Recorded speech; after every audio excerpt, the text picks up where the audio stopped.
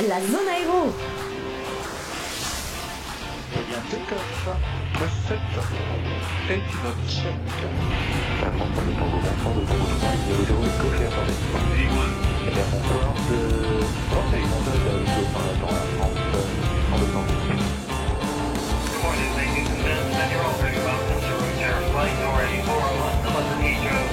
La communauté francophone de l'aviation et des pilotes. Présentée par Sébastien, Nicolas et Cynthia.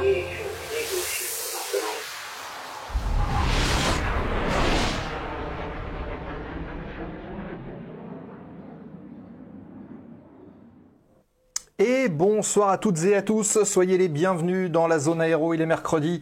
J'espère que vous allez bien et que vous avez passé une bonne semaine logiquement. Ça doit fonctionner, dites-nous si tout fonctionne, si le son, tout ça, si tout marche bien. Et regardez, ici nous avons Nico qui est avec nous et qu'on va entendre tout de suite. Hop, dès que j'aurai appuyé sur les boutons, il est là, hop, normalement ça doit fonctionner. Nicolas et Cynthia. Salut les amis. Dès que j'aurai déconnecté, enfin reconnecté mon micro. Et ben voilà, donc ça marche. Vous allez bien? Bah oui, ça va. Cynthia ne parle plus, il fait plus chaud, de signes. Je suis plus habitué. Bien. Oui, et alors oui, tu reviens du vol toi, tu étais en vol. Hein? Tu étais en vol, Nico. J'ai fait ma pro remep, ouais. Et ben voilà. Donc c'est Voilà. bien, c'est bon, c'est reparti pour un tour. Oui. Ah bah voilà, très bien, parfait. Ouais, tranquille pour un an. Et toi Cynthia, pareil, ça vole beaucoup? Eh bien écoute, nous avec les restrictions de chaleur, c'est plutôt court au sol l'après-midi. Ah, Donc pas de vol. tu les tortures? oui. C'est pas tant une torture que ça, parce que finalement c'est appréciable quand même. C'est plus une torture de voler avec la chaleur qu'il fait plutôt que de faire des cours au sol. Ah, ils préfèrent se mettre au frais. Demande-leur le coefficient de verrière. Ouais, là, c'est la vraie question C'est un ça. coefficient dans le manuel de vol, c'est un coefficient pour savoir la température à l'intérieur du cockpit quand il fait chaud dehors. Demande-leur de chercher ça, ils vont. Quelle est la valeur du coefficient de verrière de l'avion? Ça c'est pas malin. Voilà, cherche-le. À mon avis, ils vont le chercher longtemps, je pense. Ouais. Ah, c'est possible. Hein, ah bon? Je vais chercher, ouais. Bonsoir en tout cas à toutes celles et ceux qui sont là. Je vois déjà qu'il y a des gens qui se connectent, qui sont sur le chat. On va saluer évidemment notre équipe de modération qui est présente. Julo, Philémon Mavercoin. Et ben voilà, regardez.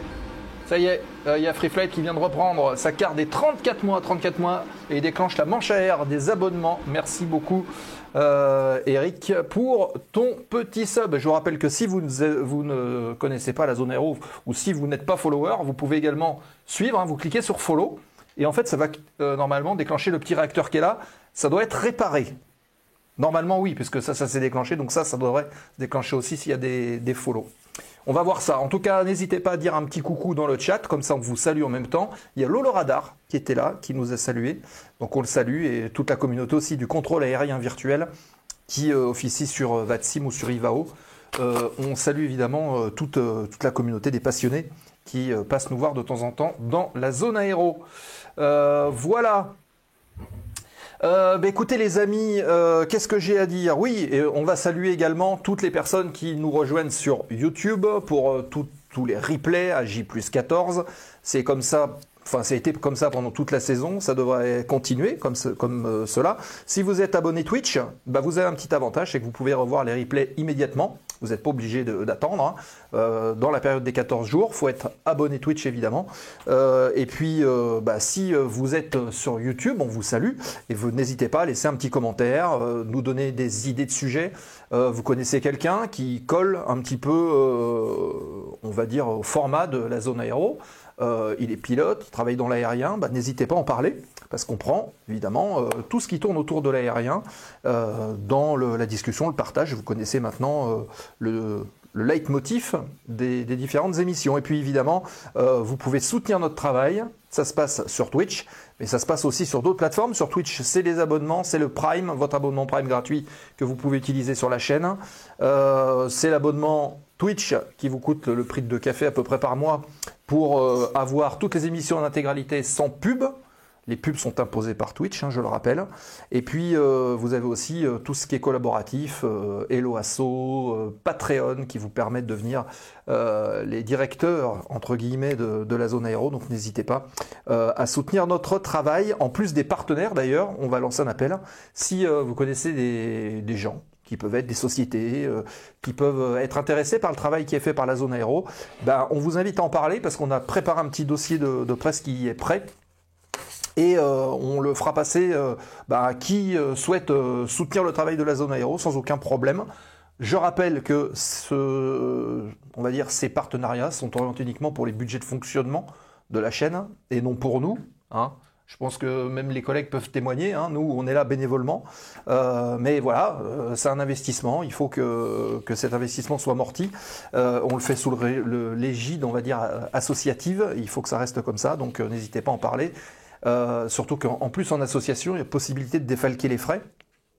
Donc, c'est toujours ça de prix. Je crois que c'est 60%. Donc, pour une société, ça peut être intéressant. Voilà. Je dis ça, je dis rien. En tout cas, le petit appel est lancé. Parlez-en autour de vous, en tout cas. Voilà, j'ai fait le petit speech d'accueil comme d'habitude. Je vous rappelle que vous avez les réseaux sociaux pour connaître les programmes, ce qui se passe et être tenu informé en temps réel. Ils sont tous sur lazoneaero.fr ou sur tous les réseaux. Et vous avez toutes les infos, les programmes, les bandes annonces de notre magnifique Arline qui nous fait un super boulot chaque mois. Donc voilà, j'ai parlé un petit peu de tout ce qui tourne autour de la zone.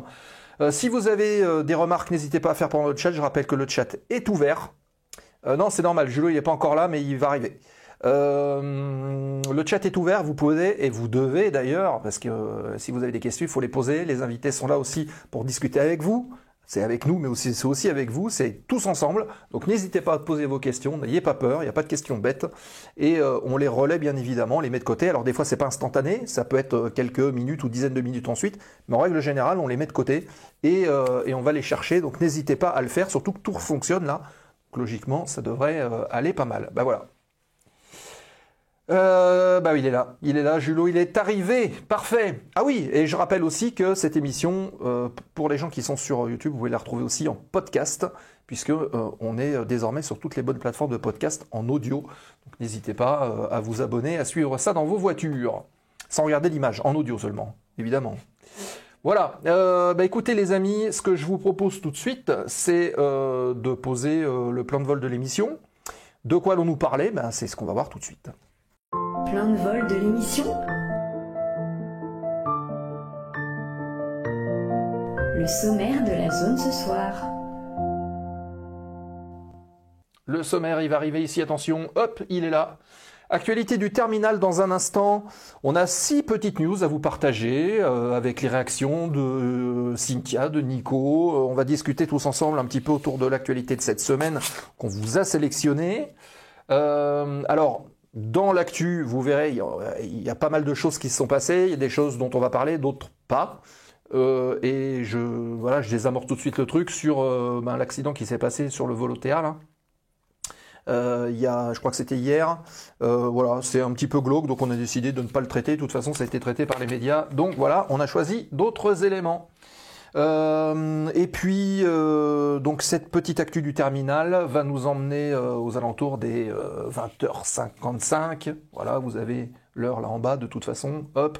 Et puis ensuite, nous allons embarquer avec Martial qui est avec nous. Martial Meunier qui nous rejoint ce soir pour nous parler un petit peu de son parcours, de son quotidien. Il est sur un super avion, on va parler de l'avion, on va parler aussi d'autres avions, on va parler de l'engagement du pilote. Bref, il y a énormément de choses à parler avec Martial. Il a un profil qui est très très riche, donc n'hésitez pas encore une fois à poser vos questions au cours du débat. Des fois ça relance, ça amène plein de choses, donc allez-y, on compte sur vous les amis, posez vos questions. Donc l'aviation d'affaires, c'est au programme ce soir, on parlera un petit peu de secourisme aussi, vous verrez. Ça devrait être assez complet. Et en fin d'émission, comme d'habitude, la foire aux questions, remise de gaz, les 5 dernières minutes, pour vous permettre d'aborder à la fois les dernières questions qui peuvent arriver en dernière minute, mais aussi de vous parler du programme, donc des prochaines émissions à venir pour la zone aéro, avant la coupure, avant la trêve estivale dont on a tous besoin. Voilà, voilà, le plan de vol déposé, on le repousse. Hop, je vais y arriver. Attention, petite pichenette. Toc. Voilà, ça marche bien. Et tout de suite... Ça m'énerve. Bah oui, Ça m'énerve, mais il me voilà. rend jalouse. Oui, Il me ben, rend jalouse, il fait mieux que moi. il faut que tu t'entraînes. Tu vas t'entraîner, tu vas voir. Tu auras tout l'été pour t'entraîner, ça va bien se passer. Ah, j'espère. Allez, on y va. On déboule tout de suite dans le terminal et on va parler un petit peu d'actu. L'actualité du terminal. News, nouvelles, informations et réactions avant l'embarquement.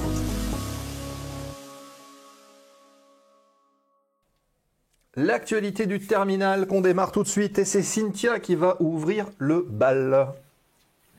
Et oui, je vais ouvrir le bal avec le mécontentement de Air France KLM. Plus exactement, le patron Ben Smith qui a, on va dire, fait un véritable coup de gueule. Je ne sais pas si on peut prononcer ces mots-là, c'est pas très joli, mais il a eu un véritable coup de gueule en tout cas par rapport à la France et à l'Europe, qui si on peut dire aussi ce terme-là, qui l'accuse de vouloir en fait freiner les compagnies aériennes françaises et européennes et principalement de les freiner dans leur grandeur. Ils pensent que certaines compagnies, en se rapprochant, pourraient faire des géants européens de l'aviation et malheureusement ils sont freinés par beaucoup de lois, de contraintes fiscales, environnementales, administratives et il n'était pas très content, donc il a dit qu'il y en avait marre parce qu'avec l'augmentation du trafic, il devrait y avoir une montée exponentielle pour Air France KLM, mais c'est pas le cas. Beaucoup de low cost se mettent en travers de leur chemin. Donc c'est la lutte contre les low cost et là il y a un sacré coup de gueule. Il y a même Michelin et EDF qui l'ont suivi. Donc je pense qu'il y a un gros mouvement du patronat français, en tout cas et européen, pour progresser et faire de belles entreprises. D'accord. Ok, bah écoute, on va regarder. Il y a beaucoup d'aériens qui sont pas contents en ce moment. Hein. On pense aux grèves qu'il y a eu avec les contrôleurs. Là, il y a Air France. Voilà, les gens râlent. Ils ont besoin de repos, hein. Un petit peu. Ça, Là, il des en voulait vacances. particulièrement à Ryanair. Là. Il était un peu en colère après Ryanair qui avait certaines subventions alors que lui, on le réfrénait dans son évolution, en tout cas pour Air France KLM. D'accord. On salue Flavio qui est là et qui a salué dans le chat. Si on vous a pas salué, dites bonjour, hein, et puis on vous répond. Salut Fabio. Alors, on continue. Hop. Ça veut ou pas? Oui, voilà, c'est fait. Je vais vous parler d'un petit fait divers qui s'est passé à Roissy-Charles de Gaulle, puisque on va dire qu'un passager est sorti un petit peu les mains dans le dos, puisque de retour du mondial des clubs avec l'Espérance de Tunis, le footballeur international algérien Youssef Belaïli a été interpellé à l'aéroport Roissy-Charles de Gaulle après avoir provoqué une bagarre en vol avec le personnel d'Air France. L'incident s'est produit lors d'une escale à Paris avant qu'il ne rentre en Algérie. Donc il revenait, il faisait escale, il devait repartir. Bon, du coup, il n'a pas pu repartir immédiatement. Il aurait, selon ses propres déclarations, refusé que quelqu'un d'autre que lui attache la ceinture de sécurité à son fils présent à bord. C'est pas la version d'Air France qui, elle, de son côté, évoque un comportement inapproprié à la fois verbalement mais aussi physiquement envers l'équipage et a même porté plainte contre le footballeur. Il y a des vidéos sur les réseaux qui le montrent menotté, en train d'être évacué de l'avion et rentré dans l'aéroport. Il a cependant été libéré en fin de journée puisque la garde à vue a été jugée comme non fondée. Donc on rappelle une fois de plus que, en tout cas, la morale de l'histoire, c'est que la ceinture, c'est pour tout le monde. À partir du moment où les consignes sont données, ben voilà, on met sa ceinture de sécurité. Ben c'est pour la sécurité. Moi, je dirais même si la consigne n'est pas donnée, qu'à chaque fois quand on est assis sur le siège, on met sa ceinture en fait. Voilà. Dire une turbulence, elle peut très bien arriver sans prévenir, quoi. Donc ça c'est déjà vu. Se cogner la tête, ouais, ça c'est déjà vu. Donc à chaque fois que vous êtes assis, mettez votre ceinture, quoi. Ça coûte rien, et puis vous êtes au moins la verrouiller sans forcément trop la serrer, mais au moins qu'elle soit attachée. Oui, voilà. Ouais. Voilà pour ce petit fait divers. On continue avec des emplois. Et oui, Dassault Systèmes recrute. Tout simplement, Dassault Systèmes, je ne sais pas si vous connaissez, c'est des fournisseurs de logiciels 3D qui aident à conceptualiser beaucoup d'avions ou du moins du matériel aéronautique, tout ce qui est de l'industrie aéronautique. Et, Katia, je crois. Pardon ? Katia, le nom du logiciel. Ah, peut-être. Alors, je ne sais pas quand même à ce niveau-là. Nico, tu vas peut-être m'éclairer. C'est possible. Et du coup, ce logiciel où ils font de la reconstitution 3D, ils en viennent à faire des avions en fait en 3 dimensions sans créer de vrais prototypes, ce qui leur permet d'énormément avancer. Ils travaillent beaucoup avec Airbus, mais là, ils sont assez mis en concurrence avec les startups américaines et chinoises qui, eux, sont dans des secteurs privés et ont d'autres budgets. Donc là, ils sont en plein recrutement. Ils ont des projets de décarbonation, de créer de la mobilité, d'améliorer l'industrie aéronautique et tout ce qui va être projet aéronautique. Notamment, là, ils sont en partenariat avec Virgin Galactic pour le tourisme spatial. Et ils ont fait, durant le Bourget, ils ont fait une visite virtuelle avec les casques Apple pour visiter l'intérieur de la navette spatiale, créer le vol, le conceptualiser avec les clients, en fait, tout simplement, comme s'ils y étaient. Donc, ils sont en plein recrutement. Ils recrutent 5000 personnes par an. Et là, en ce moment, ils recrutent pour la rentrée, dont notamment 1000 jeunes en France. Donc, s'il y a des jeunes qui cherchent un apprentissage ou qui souhaitent rentrer dans l'industrie aéronautique, alors c'est sûr que c'est principalement des ingénieurs, puisque c'est de la conception de logiciels et de programmation informatique. Donc, généralement, ils cherchent des ingénieurs, ou en tout cas en formation ingénieur. Mais c'est ouvert à d'autres spécialités et ils cherchent 1000 jeunes en France. Donc allez-y si vous souhaitez faire de l'alternance, c'est le moment de proposer, ou si vous cherchez un emploi, que vous sortez de votre promotion d'ingénieur, ben c'est le moment. Allez chez Dassault, ils recrutent. Ben voilà, hop, très bien. Merci Cynthia pour ces infos. N'hésitez pas, hein, allez-y, hein, vous voulez du boulot. C'est toujours le petit moment, la fin de saison, c'est recrutement, stage d'été. Mais non, mais en plus, il y a les jeunes qui viennent d'avoir le bac, etc. Donc, c'est maintenant qu'il faut y aller, il faut y penser. Les inciter à aller en formation d'alternance. On continue, on va parler d'Emirates qui mise sur le rugby féminin. Puisque la compagnie devient partenaire officiel de la Coupe du Monde de rugby féminin 2025 qui se tiendra en Angleterre dès le 22 août prochain. Ce partenariat prolonge également l'engagement de la compagnie envers le rugby, notamment en sponsorisant les arbitres officiels du tournoi, favorisant ainsi la montée en puissance des femmes dans l'arbitrage. C'est une volonté d'Emirates. Emirates bénéficiera d'une forte visibilité lors des 32 matchs et sur les canaux numériques de la compétition. On rappelle, présente dans 13 des pays participants, elle voit dans le développement du rugby féminin une opportunité stratégique, le disent eux-mêmes.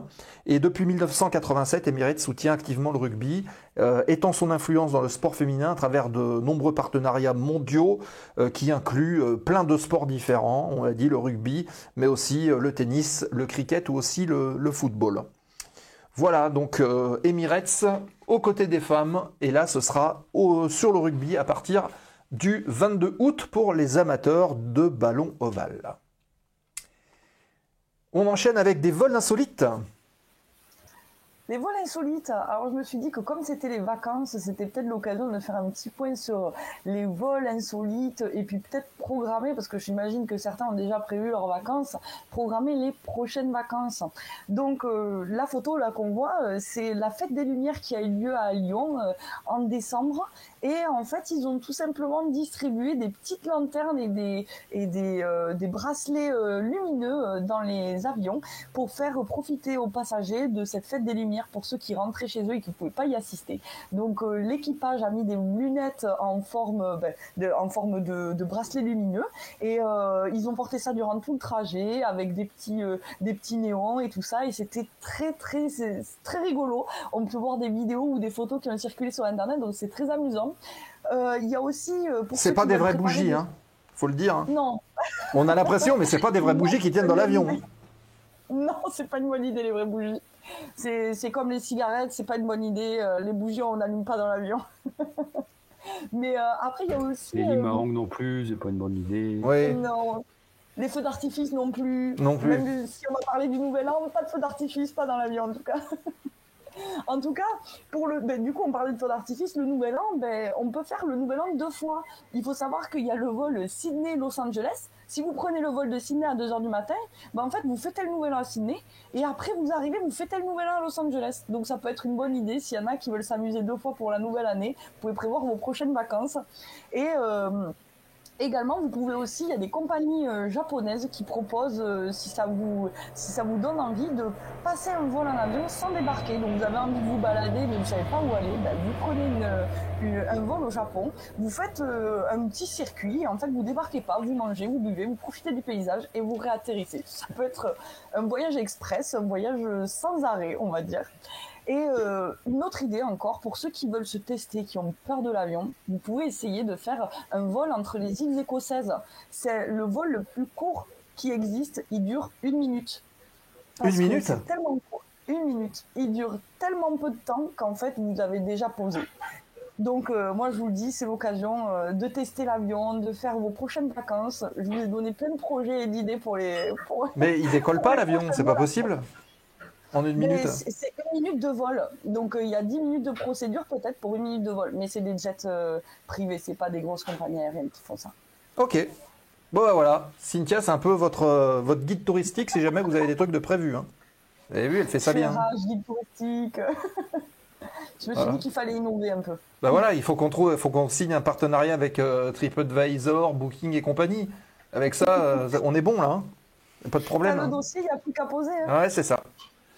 Je pensais que l'originalité du vol, là, c'était parce qu'ils avaient mis des sièges de Twingo, là, vert. Ouais. Ah, c'est la couleur. Hein. Allez, on continue. Et là, je suis en train d'entendre, vous entendez peut-être ? Vous entendez ce bruit ? Non. C'est les Dash qui rentrent. Il y a des Dash qui sont en train de passer au-dessus. Voilà. Les Dash qui doivent revenir des incendies qui sont assez forts. Un petit peu d'histoire. Journée, hein. Ouais, on va en reparler juste après. Là. Un 9 juillet dans l'histoire, on va parler du 9 juillet 1921. On va revenir il y a longtemps. Et en plus, ça tombe bien puisque le Tour de France a démarré, ça a échappé à personne. Donc le 9 juillet 1921, c'est un monsieur qui s'appelle Gabriel Poulain, c'est celui qui est sur la photo avec la petite moustache, qui est au départ un coureur cycliste, un célèbre coureur cycliste. Il s'est illustré dans une compétition aéronautique en remportant le prix Peugeot qui était doté d'un prix de 10 000 francs. Et grâce à sa puissance musculaire, il a réussi à faire voler une aviette. Alors l'aviette, c'est l'espèce de petit avion avec le vélo que vous avez sur la partie droite de la photo. Voilà. Il a donc pédalé très fort et c'est un exercice donc qu'il maîtrise parfaitement. Il a déjà été vainqueur d'une épreuve similaire en 1912 et cette nouvelle édition était bien plus exigeante puisqu'il fallait parcourir au moins 10 mètres en vol à 20 cm de hauteur et Poulain a surpassé ses critères en volant sur à peu près 10,54 mètres dans un sens, 12,30 mètres dans l'autre, à bord de sa petite aviette lors de l'événement qui était organisé à l'hippodrome de Longchamp. Alors, est-ce qu'on ne pourrait pas mettre des petites ailes comme ça aux coureurs du Tour de France et puis leur demander d'essayer ? Ça a été interdit en 1912. Parce qu'il y a eu des crashs ? Oui. Enfin, les mecs, ils étaient plus sur l'air qu'au sol, quoi, donc... Ah, ok. Donc voilà. Donc voilà, il s'appelait Gabriel Poulain et il était coureur cycliste. Écoutez, on a fait le tour. De l'aviation, non ? De quoi ? C'était le Poulain de l'aviation, non ? Ouais. Fan de chocolat aussi. Mauvais jeu. J'arrête, je remets mute. Oui, donc deux petites choses, parce que là, on entendait les Dash qui passaient. On vous rappelle aussi que en ce moment, évidemment, il y a des épisodes de canicule. Qui dit canicule dit incendie. Il y a les avions qui tournent de partout. Comme en ce moment, je ne sais pas pourquoi ils tournent là, mais il n'arrête pas de tourner. Parce que j'espère que ça ne brûle pas très, très proche de là. Je sais pas. En tout cas, il y a un avion qui tourne. Et il y a encore des gens qui se retrouvent, que ce soit d'ailleurs en vol ou au sol, dans les zones d'intervention des pompiers. Donc s'il vous plaît, regardez les zones de restriction, n'interférez pas avec les secours. Il y a encore des Canadair qui ont été obligés de refaire des remises de gaz parce qu'il y a des bateaux qui viennent voir comment se passent les copages. Donc ça, c'est pas admissible. Je vous rappelle qu'en plus, les autorités, elles aiment pas beaucoup, hein. Ça va vous coûter cher. Alors, déjà, faut dire aux gens, c'est pas un spectacle du tout. Hein, Oui. Donc, restez chez vous, restez sur votre plage, n'emmerdez pas le monde, quoi. Et si vous voyez, vous êtes en bateau et que vous voyez que les Canadair, arrivent, font déjà un premier passage de surveillance, enfin de repérage, il y a de fortes chances qu'ils viennent écoper derrière. Donc, dans ces cas-là, on libère le plan d'eau pour leur laisser la place et les laisser travailler, évidemment. Il faut le rappeler, on le rappelle souvent, mais visiblement, c'est pas suffisant. Il y en a qui vont voir de près, notamment les jet skis. Donc, méfiez-vous. C'est des choses à prendre avec vraiment beaucoup de précautions. Vous n'avez pas le droit d'y aller. Et puis aussi, une autre petite chose, il y a eu des publications qui ont été faites notamment par la fédération qui rappelle que qui dit chaleur dit perte de performance de nos appareils, surtout en aviation légère. Calculez les performances de vos appareils dès qu'il fait chaud. Il y a encore eu des crashs dernièrement d'avions qui visiblement sont beaucoup trop chargés par rapport aux performances du jour. Donc, faites le calcul. Oui, Nico. Je viens de voir aux informations, là, à Chambéry, là, aujourd'hui, il y a un avion, un DR, qui s'est écrasé à Chambéry, là, 3 morts. Donc après, on ne sait pas comment ça s'est passé et ce qui s'est passé exactement, quoi. Mais bon, c'est vrai que les conditions météo, en ce moment, elles sont pas... mais bon, comme tu dis, c'est peut-être aussi un problème de chaleur, hein, donc... Ouais, c'est possible. Voilà, de performances qui n'ont pas été calculées avec les températures qu'on a en ce moment, quoi. Ouais, c'est souvent le cas. Hein. De toute façon, tous les ans, il y a des avions qui s'écrasent à cause de ça. C'est quand même dommage. Hein. Il suffit de faire un petit calcul et puis voilà. Hein. Voilà. Oui, Cynthia. Oui, non, plutôt reporter aussi des vols en début ou fin de journée quand il fait moins chaud. Ça peut aider aussi au niveau des performances. Ouais. Ok. Pensez à reporter vos vols. Écoutez, voilà, on a fait le tour de l'actu du terminal. Si vous avez des petites remarques à faire, n'hésitez pas à le faire dans le chat. Et puis nous, on va passer à la séquence suivante. La séquence, donc, c'est embarquement avec. On va retrouver notre invité. C'est Martial qui est avec nous, qu'on retrouve tout de suite, juste après le jingle. Oui, Nico. Je me suis laissé dire que c'était un ch'ti. Ah, donc là, toi, tout de suite. On verra bien. Ok. Je vais lui dire quelques mots en ch'ti, on va voir s'il comprend. Bon, on va tester ça tout de suite. Embarquement avec le sujet et l'invité du jour dans la zone aéro.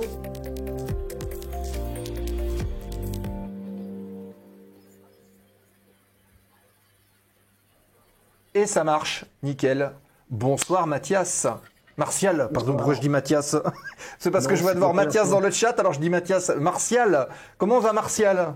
J'ai eu Mathias, j'ai eu Marcel, j'ai déjà tout eu. Donc ok, non, mais... ça va très bien, mais merci pour l'invitation. Eh ben, merci à toi d'être parmi nous. Alors vas-y Nico, petite expérience. Alors, comment ça va Willout? T'entends bien le son? Le son, ça va bien le son? La tes oreilles, la tes esgourdes. C'est vrai que c'est pas un accent. Alors je suis de là, hein, donc je parle. Bon, j'ai perdu un petit peu l'accent parce que j'ai pas mal bougé dans ma carrière et pour être honnête, c'est pas un très bel accent quand même. L'accent du Sud est un peu plus joli. Hein. Je vais me faire des millions d'ennemis en disant ça, mais j'avoue que bon, voilà. Non, mais je suis d'accord avec toi, mais bon, ça fait rire. Moi, je peux faire une démonstration, il n'y a pas de souci, hein, mais je suis pas le radio. Hein. Pareil, tu fais de l'avion comme ça quand même parce que on va perdre des auditeurs, je crois. Bon, après, c'est vous qui voyez, hein, mais c'est pas recommandé. En tout cas, merci de ta présence, de venir nous partager un petit peu ton quotidien. Depuis le début, il y a encore du monde. Ouais, ça choque personne. Voilà. Bon, après, tu parles pas en ch'ti tout le temps non plus. Hein. Oui, fais attention, c'est bien. Il sait se tenir. Alors, Il y en a un du Nord et un du Sud, ça équilibre. Il y en a un petit peu pour les deux coins de la France. Ouais, ça va être ça. Marcel, avant toute chose, ce qu'on va faire, c'est qu'on va faire la petite minute de présentation, comme d'habitude. Oui. On va afficher par-dessus nos trombines ici là, un petit chrono et en 1 minute, nous détailler rapidement ton parcours pour que derrière, on puisse rentrer un petit peu plus dans le détail. Ok ? Oui, ok. Et c'est parti. Ah ça me fait penser à mon dernier entretien que j'ai eu pour entrer dans la boîte où je suis. Ah, c'est moins sérieux là. Non, mais là, ça me fait penser à ça. Parce que le type me dit, j'avais pas l'impression d'avoir convaincu, c'était au téléphone. Et il me dit, bon, vous avez une minute pour me convaincre. Et ça m'avait foutu la pression. Donc voilà, je repense à ça là. Alors moi, vite fait, j'étais sapeur-pompier pendant près de 15 ans. Donc j'ai commencé volontaire, ensuite professionnel. Et avec toujours l'envie de voler parce que je pensais à ça il n'y a pas longtemps. Il y a eu le Salon du Bourget et moi j'ai participé au Salon du Bourget 1985. Voilà. Et j'avais 6 ans. Donc comme ça vous connaissez mon âge à peu près. Et c'est un truc qui m'a jamais quitté. Hein. J'ai pris le virus, je l'ai toujours eu. Et bon, la vie a fait que je suis pas devenu pilote pour plein de raisons qu'on pourra avoir détaillé après par la suite. Et je suis arrivé sur le marché du travail à 39 ans. Voilà. Donc avec une formation modulaire, voilà, et puis plusieurs compagnies aériennes avec les différentes crises qu'il y a eu par la suite, voilà. Donc et maintenant je travaille donc pour une compagnie aérienne d'aviation d'affaires sur du Global 7500 et je fais du long courrier en aviation d'affaires. Ok. J'étais bon là. Eh ben, très bien. Je suis obligé. Nico, je te laisse poser la première question. Ouais, long courrier en aviation d'affaires, ouais, impressionnant, dis donc. Ouais, donc du coup, j'ai noté Le Bourget, 1985, c'est l'étincelle apparemment. C'est ouais, carrément, ouais. En fait, mon père, on m'y avait préparé parce que c'était un passionné d'aviation. Alors, il n'était pas pilote du tout, hein. Il n'y a pas du tout de pilote dans ma famille, hein, mais il m'y avait préparé. Et j'attendais ça avec impatience. Et quand j'y suis allé, bon, il y avait toutes les démonstrations avec le bruit que ça fait. Quand t'as des gamins, c'est vrai que c'est impressionnant. Hein. Après, on voit les avions. Alors, moi, j'étais pas très grand. On se met à côté du train d'atterrissage. Moi, j'ai encore des photos hein, de cette période-là où je suis à côté du train d'atterrissage avec les roues d'avion qui m'arrivent là. C'était super. C'était une grosse expérience. Et ensuite, j'y suis retourné tous les 2 ans jusqu'à l'âge de 20 ans à peu près.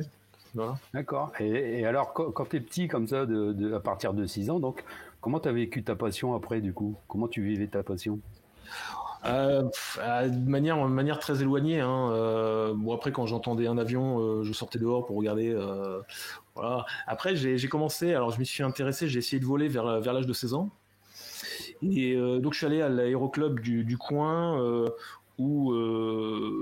Bah là, c'est vrai que c'est important d'avoir. Enfin, le rôle des aéroclubs est super important. Moi, je suis tombé sur quelqu'un qui m'a pas très bien renseigné, bon voilà, hein, je suis mal tombé, hein, qui m'a pris un petit peu de haut et bon voilà, c'était la seule expérience que j'ai eue en aéroclub. Donc ça, c'est le conseil que je donnerais à quelqu'un qui va prendre des infos. S'il tombe sur quelqu'un qui est pas très ouvert, c'est de retourner. 2-3 jours après tomber sur quelqu'un d'autre, voilà, parce que moi ça n'a pas été une super expérience, hein. Donc ensuite j'ai essayé de devenir pilote, alors j'ai passé les sélections de l'armée de l'air sans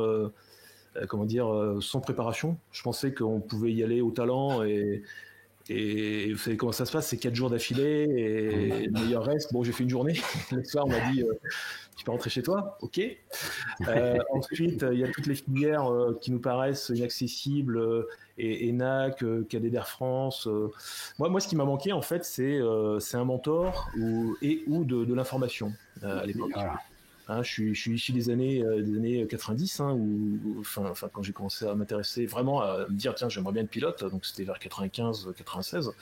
Et à cette époque-là, si on n'a pas quelqu'un dans la famille ou des amis ou un aéroclub, voilà, après c'est juste une rencontre, hein, il suffit de tomber sur un instructeur qui m'explique bien, qui me dit voilà, tu peux voler, il y a le BIA. Moi, le BIA, j'ai découvert ça quand j'ai commencé le PPL à 30 ans, quoi, hein. Je savais pas ce que c'était, hein. Un BIA, pour moi, aucune idée, hein. Enfin, toutes ces petites choses-là qui font que le manque d'information a fait que... Et en plus, ce qui n'a pas aidé, c'est que j'avais des lunettes. Donc, moi, j'ai fait l'effet inverse. Ma vue s'est améliorée avec les années, donc tant mieux. Alors, je sais pas pourquoi, hein. Je sais pas ce qui s'est passé. Et voilà, donc... C'est pas vrai, il a des lentilles. C'est pas vrai, il a des lentilles. Non. Je vais faire un effet. Et donc, vers l'âge de... Bon, en gros, je suis devenu sapeur-pompier. Voilà. Et vers l'âge de 30 ans... 30 ans, j'ai commencé à voler. Là, j'avais... Puis une question d'argent aussi, il ne faut pas se le cacher. Hein, c'est quand même assez cher. Hein. Moi, je me souviens quand je suis allé à l'aéroclub, donc je suis revenu quand même... Alors, pas super bien accueilli et je suis revenu avec les tarifs. Les tarifs, je les ai même pas présentés à mes parents, j'ai pas osé, quoi, hein. C'était pas... Ah ouais. Oui, c'était... Alors à l'époque, c'était, si je me souviens bien, c'était 500 francs ou 600 francs l'heure de vol en 95-96. Et vous avez peut-être le souvenir du billet de 500 francs à l'époque, c'était quand même une somme, hein, donc... c'est un gros billet, c'était un gros billet, ouais. C'était le gros billet à l'époque, et mettre ça pour une heure de vol, un peu plus même, pour une heure de vol, ouais, c'était pas trop envisageable. Donc j'ai un peu laissé tomber à cette époque-là. Et puis dès que j'ai pu voler, en fait, à l'âge de 30 ans, ouais, à Merville, hein, voilà, donc moi j'étais pompier, pendant un moment j'étais sapeur-pompier à Béthune. Et puis, je me suis dit, il faut que je vole parce que c'est pas possible. Alors, c'est vrai, il s'est passé plus de 10 ans. Mais bon voilà, on fait pas toujours ce qu'on veut dans la vie. Mais c'est quelque chose qui m'est resté ancré quoi. Et quand je me souviens encore de cette première rotation que j'ai faite où l'instructeur m'avait laissé la première leçon, hein, puisque je suis aussi FI depuis quelques années. Cette première leçon, on tire sur le manche et on décolle. Ça a été fabuleux. Et là c'était le déclenchement. Alors, contrairement à ce qu'on pourrait penser à l'époque, je voulais pas être pilote de ligne. Moi, le but, je me voyais pas du tout pilote de ligne. Je me sentais pas capable. Je pensais que j'étais trop vieux. Enfin, toujours ces a priori qu'on a quand on pilote. Enfin, quand on veut envisager une carrière aéronautique qui nous paraît tellement éloignée, tellement au-delà de tout. Et puis quand j'ai eu le PPL, j'ai commencé à voler pas mal, à partir en vacances en avion, à faire des trucs sympas. Hein. Ensuite, à faire des baptêmes de l'air quand j'ai pu en faire. Et là, je me suis dit, bon, pourquoi pas en faire son métier. Et puis là, on commence à connaître du monde, en fait. On connaît du monde, des pilotes. Il y a Internet, YouTube. Enfin, il y a tout le matériel nécessaire pour avoir des infos sur comment voler, devenir pilote et tout. Et puis à un moment, je me suis lancé, quoi. Je me suis dit, bon, allez, c'est maintenant ou jamais. Et puis, je pense qu'il ne faut pas trop attendre non plus. Je dirais, il n'y a pas d'âge, hein, mais il y a un moment où ça devient compliqué. Hein, quand on arrive sur le marché du travail, moi j'avais 39 ans. Faut pas. Faut foncer, quoi. Faut pas commencer à se dire, ouais, je suis trop vieux, blabla, enfin, tatata, hein, faut y aller. Ouais, faut y aller, ouais. Et puis, faut y aller. J'allais dire, faut y aller au bluff. Non, mais faut pas avoir ce sentiment d'être. Faut foncer, quoi. Vaut mieux avoir des regrets, mais pas de remords. Ben c'est exactement ça, mais c'est surtout ce qui m'a poussé. Hein. Ce qui m'a poussé, c'est que je me suis dit, j'ai pas envie d'arriver un jour à 60 ans et me dire, mince, si j'avais su, j'aurais regretté toute ma vie. Voilà. Et je voulais pas, même si j'avais pas trouvé de boulot, hein, je veux dire, j'aurais été CPL, IRME, avec la MCC, j'aurais été pilote pro, j'aurais peut-être fait des trucs à côté de mon job. Hein, j'aurais fait instructeur, j'aurais sûrement fait des choses sympas en parallèle. Hein. Sinon, il y a les cellulorus qui permettent aussi au niveau des pompiers de faire de la surveillance d'incendie, ce genre de choses. Il y a peut-être aussi moyen de lier les deux. Ah oui, tout à fait. Ouais. Après, il faut être dans le bon département. Hein. Moi, j'étais dans le Pas-de-Calais. Ah bah oui, forcément. Dans le Pas-de-Calais, les forêts, c'est régulier. Hein. Elles sont, les forêts, elles sont sprinklées. Vous savez ce que c'est, les sprinklers dans les magasins, tu sais, le truc le jet d'eau qui tombe quand il y a un incendie, en fait. Et donc les forêts, elles sont arrosées régulièrement, donc le risque de feu de forêt est quand même assez faible. Après, oui, pourquoi pas. Après, j'étais dans le département du Cantal où j'ai eu un moment quand j'étais pompier, j'étais formé feu de forêt et à un moment j'ai pris en compte des Canadaires qui sont venus sur un petit feu. C'est un petit feu de broussaille, hein, mais on les appelle en premier, c'est priorité au feu naissant, la politique de. Je veux dire, il peut y avoir 10 Canadaires sur un chantier. Si jamais il y a un feu naissant à 100 km, ils vont tous aller là-bas pour taper le feu, pour éviter d'avoir un deuxième gros chantier. Voilà. Donc je me suis retrouvé une fois avec les Canadaires, et là, alors j'étais PPL à l'époque, et là, quand le turboprop qui passe, il passe à, je sais pas, 30 pieds, enfin, ça vomit, ça fait un bruit énorme, après ça sent le jet à 1, c'est formidable. Donc tout ça m'avait donné l'envie ça avait continué quoi. D'aller plus loin. Je me suis dit, faut que je fonce, quoi, tout à fait.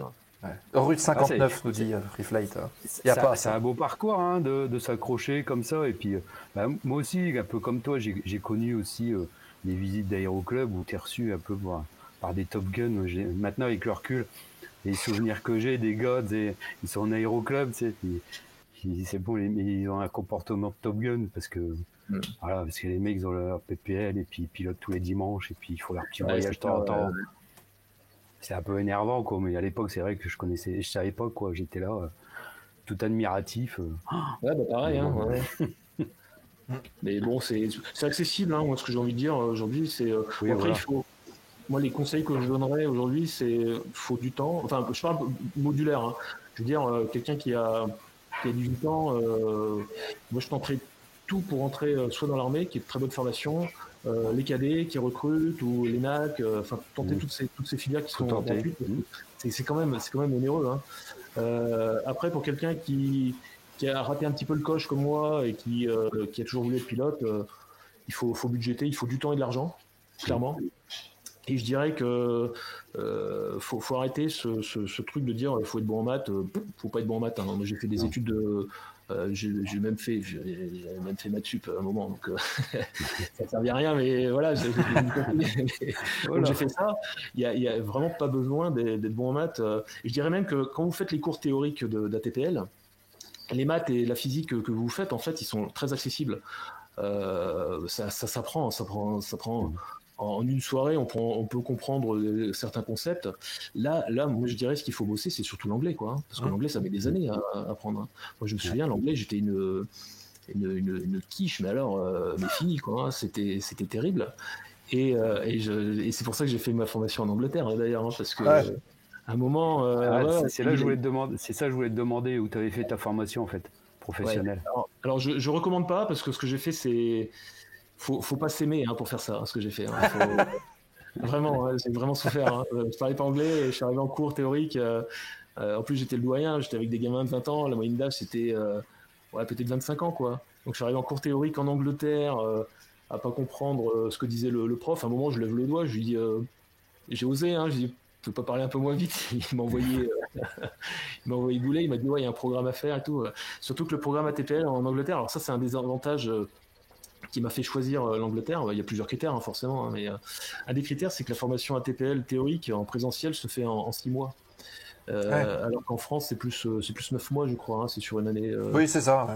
Hein, voilà. Donc en Angleterre, en 6 mois, moi, je sais que j'ai dû quitter mon boulot pendant un an, presque sans revenus. Enfin, c'est un petit peu compliqué. Donc, plus on peut compacter la formation et mieux c'est. Et donc, donc, pour en revenir à ce que je disais, l'anglais, faire de l'anglais tous les jours.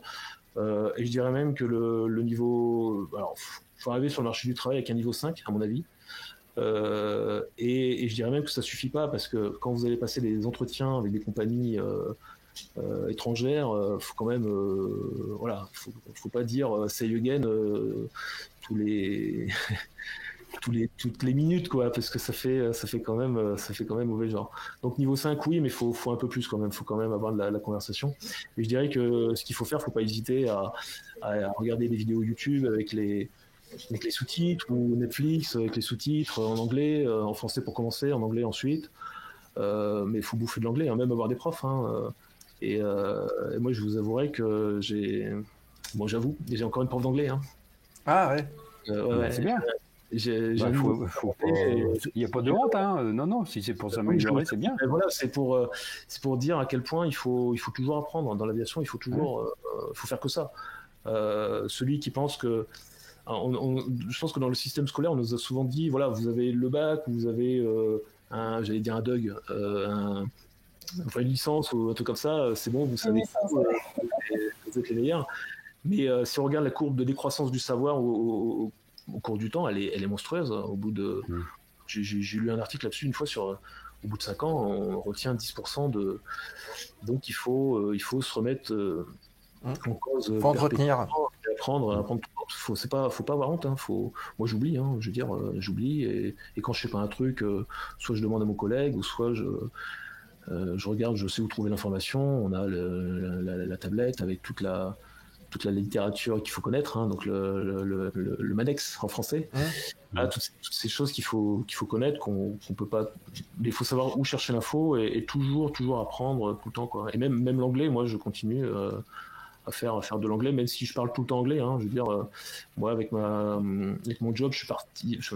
7 mois dans l'année, je suis parti. Hein, je suis à l'extérieur. Et 7 mois de l'année, je parle anglais. Hein, donc je vole jamais avec des Français. Hein, donc c'est très important, hein, l'anglais. Hein. Ça, franchement, ça m'a bien sauvé la vie pour trouver des jobs, hein, clairement. Hein. Et puis, comme tu disais tout à l'heure, là, tu disais, les maths, faut pas non plus être très matheux. C'est pas vraiment nécessaire pour l'aviation. Tout ça, c'est des fausses informations aussi qui circulent, quoi. Mais tu m'avais dit que tu portais des lunettes. Est-ce que quand tu as débuté, parce que les lunettes, c'est pareil, hein, on peut être pilote même avec des lunettes. Et tu les avais encore quand tu as commencé ? Non. Enfin, j'ai arrêté. J'ai plus des lunettes. Une fois, je vais chez l'ophtalmo, il me dit, j'avais une vingtaine d'années, ou 22. Il me dit, j'avais changé c'était à Lille. J'avais fait une partie de mes études à Lille, et une fois je vais chez l'ophtalmo parce que il y a longtemps que j'avais pas été. Et il me dit mais vous avez pas besoin de lunettes. Je dis ah bon, ah bah c'est bien. Donc ouais, mais c'est bizarre, hein, je sais pas pourquoi. C'est un mystère. Ça m'est arrivé aussi parce que j'étais myope et après vers 50 ans on vit à presbyte, donc du coup ça améliore la myopie là. Oui. Donc, j'ai eu une période où j'avais pas besoin de lunettes. Ouais. Bah moi, je suis dans la phase de transition. Là, d'ailleurs, je les ai perdus. Ah bah si, voilà. J'ai la presbytie qui commence. Et de temps en temps, j'ai un petit peu besoin des lunettes, quoi. Mais bon, c'est quand je suis fatigué surtout. Cynthia, petite question? Ben là, je vois qu'il y a une équipe de lunettes, donc je crois que je vais sortir les miennes aussi, parce que là, c'est l'équipe de lunettes. Non, moi, justement, je voulais revenir sur ce que tu disais. Comme tu parlais de conseils, qu'est-ce que tu dirais, toi, si tu te voyais là, si tu te rencontrais, qu'est-ce que tu dirais maintenant à cet âge-là? Est-ce que on peut quand même continuer dans l'aviation? Est-ce qu'on a un avenir? Est-ce qu'on peut faire quelque chose? Si tu te croisais, qu'est-ce que tu te dirais? Vas-y, ne fais pas ça, ou peut-être envisage de faire ça, parce que là tu parlais des jeunes, mais il y a aussi des moins jeunes, et comme tu es arrivé tard sur le marché, ça peut être intéressant pour des personnes qui envisagent de se reconvertir aussi. Ouais, alors le premier conseil c'est foncer, hein, sinon vous allez avoir des regrets et ça c'est terrible. Après ne pas procrastiner, c'est-à-dire faut faire un plan en fait. Faut pas partir tout de suite dans une école. Faut construire le projet, je pense. Le budgéter déjà. Faut avoir un petit peu d'argent. Après, s'il faut emprunter, faut emprunter. Il n'y a pas de souci. Hein. Moi, j'ai pas emprunté. Hein. Moi, j'irai en retraite un peu plus tard, c'est pas grave. Mais j'avais une assurance vie et je l'ai fracassé pour aller faire la formation. Voilà. Après, moi, ça a été fait les dépenses ont été faites sur une longue période. Voilà, j'ai passé le PPL pendant 3 ans parce que j'ai déménagé, j'ai fait 3 aéroclubs. Donc ça a été dilué, on va dire, dans la masse. Après, quand on s'engage pour aller faire la TPL, on peut le faire à distance, la TPL. Hein. Par exemple, on peut faire des économies. Ça évite d'avoir 6 mois d'école à faire et surtout payer le logement, la bouffe, tout ça et continuer de travailler. Après, voilà. Pour moi, c'est la formation modulaire, c'est la plus intéressante. Et puis tout de suite commencer l'anglais aujourd'hui. Je veux dire, c'est quelqu'un qui voit cette émission et qui dit ouais, en fait c'est faisable. Il y est arrivé, pourquoi pas moi. Après l'émission, là ce soir, paf, petit anglais tout de suite. Faut commencer tout de suite. Plus tôt on commence, parce que c'est vraiment le truc le plus long à apprendre. Hein. On ne vient pas. Et par exemple. Moi qui suis un petit peu, enfin je suis pas super fluent, mais je me débrouille pas mal en anglais. Quand je suis arrivé chez VistaJet, donc la compagnie pour laquelle je vole actuellement, donc je vole sur du long courrier et forcément on va aux États-Unis. Je peux vous dire que les contrôleurs américains, au début, j'en ai un peu bavé. Hein. Et là, je me suis remis à faire du live ATC, à regarder des films en américain, tout simplement, à regarder des vidéos YouTube en américain.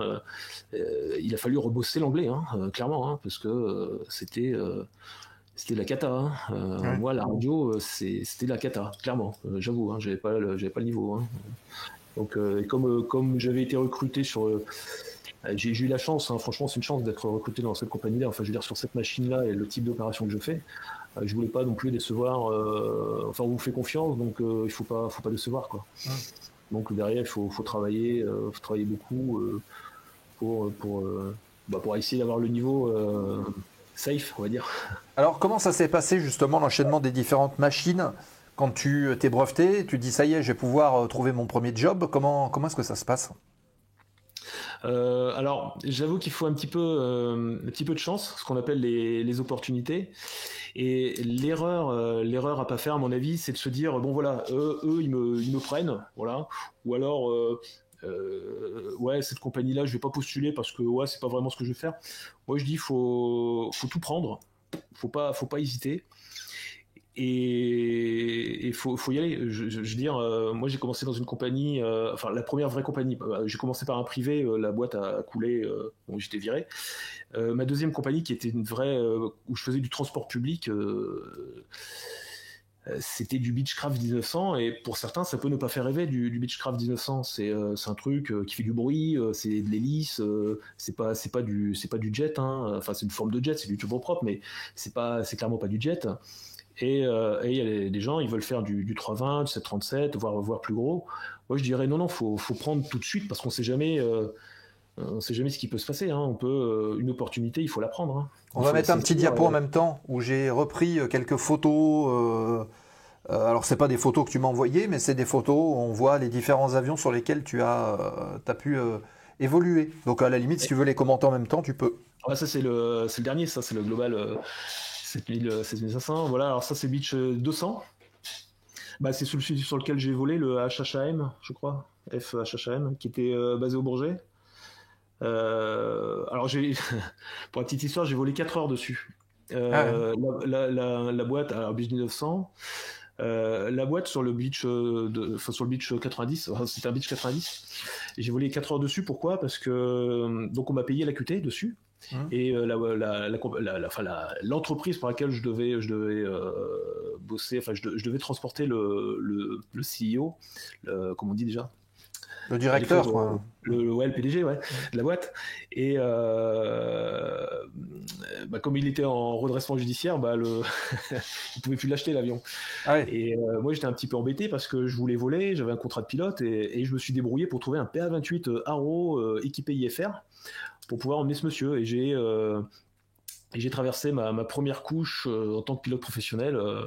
En PA-28 et un moment d'émotion énorme, hein, sans pilote automatique, c'est rien. Ça, je me souviens, c'est pareil. Ces petits moments, vous savez, dont on se souvient quand on est lâché ou quand on fait ou quand on a les résultats de la TPL théorique, quand c'est terminé. Voilà, ces petites étapes qu'on marque d'une pierre blanche. Et là, ça a été formidable, hein. Mais j'ai volé, je l'ai transporté en PA-28. Alors, ça fait pas rêver, mais moi j'étais content, hein. Je volais, j'étais payé pour voler en IFR, voilà. Et on allait à Perpignan. Souvent, je faisais l'arc DME là. C'est comment ça s'appelle il était. Alors tu dois connaître Cynthia. C'est le gros hangar rouge là. Je sais plus comment ça s'appelle maintenant. C'est Sabena. Sabena, ouais. Donc il était propriétaire de Sabena. C'était à lui. Ouais. Ah d'accord. C'est le point de repère. On voit le toit rouge et on sait qu'on est un bout de piste de Perpignan. Et ben, c'est ça. Et donc j'ai emmené mon patron là parce qu'il était directeur PDG de cette boîte là à l'époque. Voilà. Et donc je faisais mes petits vols en IFR, j'étais content. Et puis la boîte a fini par couler. Voilà, donc ça n'a pas très bien été. Et donc là, j'étais arrivé. Pardon ? Ouais, non, petite question. Comment il s'appelle ce patron là ? On cite des noms, non ? C'était Enance Aéro basé à Clermont-Ferrand. Ouais, non, peut-être pas, non. Il s'appelait Bruno. Voilà. Ah oui, non, c'est pas le même. Non. Ouais, c'est vrai. Et en fait, quand je dis qu'il faut saisir toutes les opportunités, moi par exemple, j'étais qualifié sur Beech 90. Et je pense que grâce à ça, j'ai été pris chez Twinjet qui vole sur Beech 1900. Alors, c'est pas le même avion. Enfin, c'est le même avion, mais plus gros. Mais c'est pas la même QT. Donc, je pense que le fait d'avoir une QT Beech 90 financée, en plus, hein, j'ai pas eu à décaisser le moindre centime pour avoir cette QT. Je pense que ça m'a aidé. Voilà, c'est des opportunités. Donc, faut pas. Le conseil pour moi, c'est ça, c'est de prendre tout ce qu'il y a à prendre.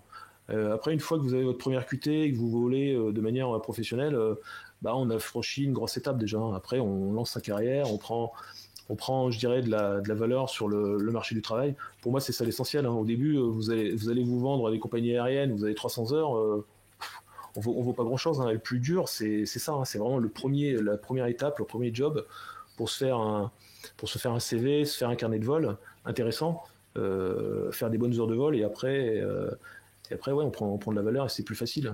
Moi, je sais que c'est plus facile aujourd'hui pour moi de trouver un job ailleurs si je devais changer qu'il y a 6-7 ans quand j'ai commencé avec mes 300 heures de piston, hein, clairement. Hein. Donc, ouais, c'est ce qu'il faut dire aux jeunes, là, parce que les jeunes, souvent, ils rêvent de... Ça y est, ils vont être pilotes de ligne, ils vont être à droite au début sur un gros avion, quoi. Mais non, comme tu dis, il faut prendre ce qui arrive et puis faire l'expérience. Justement, c'est comme ça qu'on devient un bon pilote, en fait. C'est d'avoir beaucoup d'expérience, en fait. C'est un peu comme aux États-Unis, ils font comme ça souvent, hein, parce que comme il faut monter des heures avant de pouvoir être en ligne, ils font des petits boulots sur des petits avions et et ils montent leur expérience comme ça en fait. Ça répond un petit peu à la question de Flavio qui demandait si c'était un choix, une opportunité d'être arrivé sur Global 7500. Non, pas du tout. Non. En fait, quand vous arrivez sur le marché du travail, la probabilité du type qui se dit moi je vais faire de l'A320 chez Wizz Air par exemple, elle est quand même assez faible. Hein. Tu feras peut-être du Beechcraft chez Twinjet, voilà. Ouais. Et c'est comme ça, et c'est la vie. Moi je me souviens, pour rebondir sur avoir des goûts, pas des goûts de luxe, mais des goûts un petit peu à part. Moi je me souviens, j'étais dans une école en Angleterre où avec un petit sponsor avec Jetfly. Donc Jetfly était venu présenter la compagnie, voilà. Et tout de suite, alors ils n'avaient pas de PC24 encore à l'époque, hein, c'était PC12. Et mes chers camarades, je sais pas comment les appeler, mes chers camarades d'école, en fait, beaucoup disaient ouais, mais c'est du turboprop, nous on fait une MEP, on fait du bimoteur, c'est pas du bimoteur. Je dis, qu'est-ce que t'en as à foutre, tu vas faire de l'IFR dans une machine performante. Commence déjà à voler avec ça, parce que c'est pas tout à fait pareil. Hein. Quand tu fais ta formation sur du Seminole ou du Seneca, alors c'est des machines performante, mais faire du turboprop c'est déjà un step au-dessus, hein, ça va déjà beaucoup plus vite, c'est plus puissant, et les procédures au décollage, faut être un petit peu réactif, hein, il y a des trucs à faire au décollage, hein, donc voilà, il faut aller un petit peu vite, et il faut bien connaître les flows, commence là-dessus, et après tu te feras déjà une expérience sur tu sauras faire un briefing décollage, tu sauras faire les checklists, enfin les flows, les checklists, appeler les checklists, faire les messages de la radio. Apprends à faire ça, puis après tu pourras mettre le pied à l'étrier. Enfin, c'est déjà un bon pied à l'étrier pour faire les compagnies, aller dans une compagnie. Mais il faut pas. Et après, je dirais, moi, on m'a déjà posé la question. Alors, sur pourquoi l'aviation d'affaires ? Le hasard. Hein. Franchement, j'ai pas choisi forcément. Franchement, hein, on prend ce qu'il y a. Hein. Moi, l'important, c'est de voler et ça m'aurait pas plu. Je serais parti depuis longtemps, mais ça me plaît. Et ce que je fais, c'est je vais à travers le monde. Hein. Je fais tous les continents. Il y a que l'Australie que j'ai pas fait encore, donc j'espère que je le ferai un jour. Mais on fait l'Asie, l'Afrique, les États-Unis beaucoup, Canada, Argentine. Ouais, c'est des trucs sympas. Hein. Les Caraïbes. Moi, je suis déjà allé aux Maldives. Alors. Je voyage beaucoup.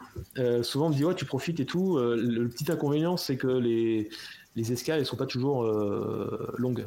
Voilà. Ouais. Par exemple, je suis allé aux Maldives une fois, c'était sympa, hein, mais je suis resté 24 heures.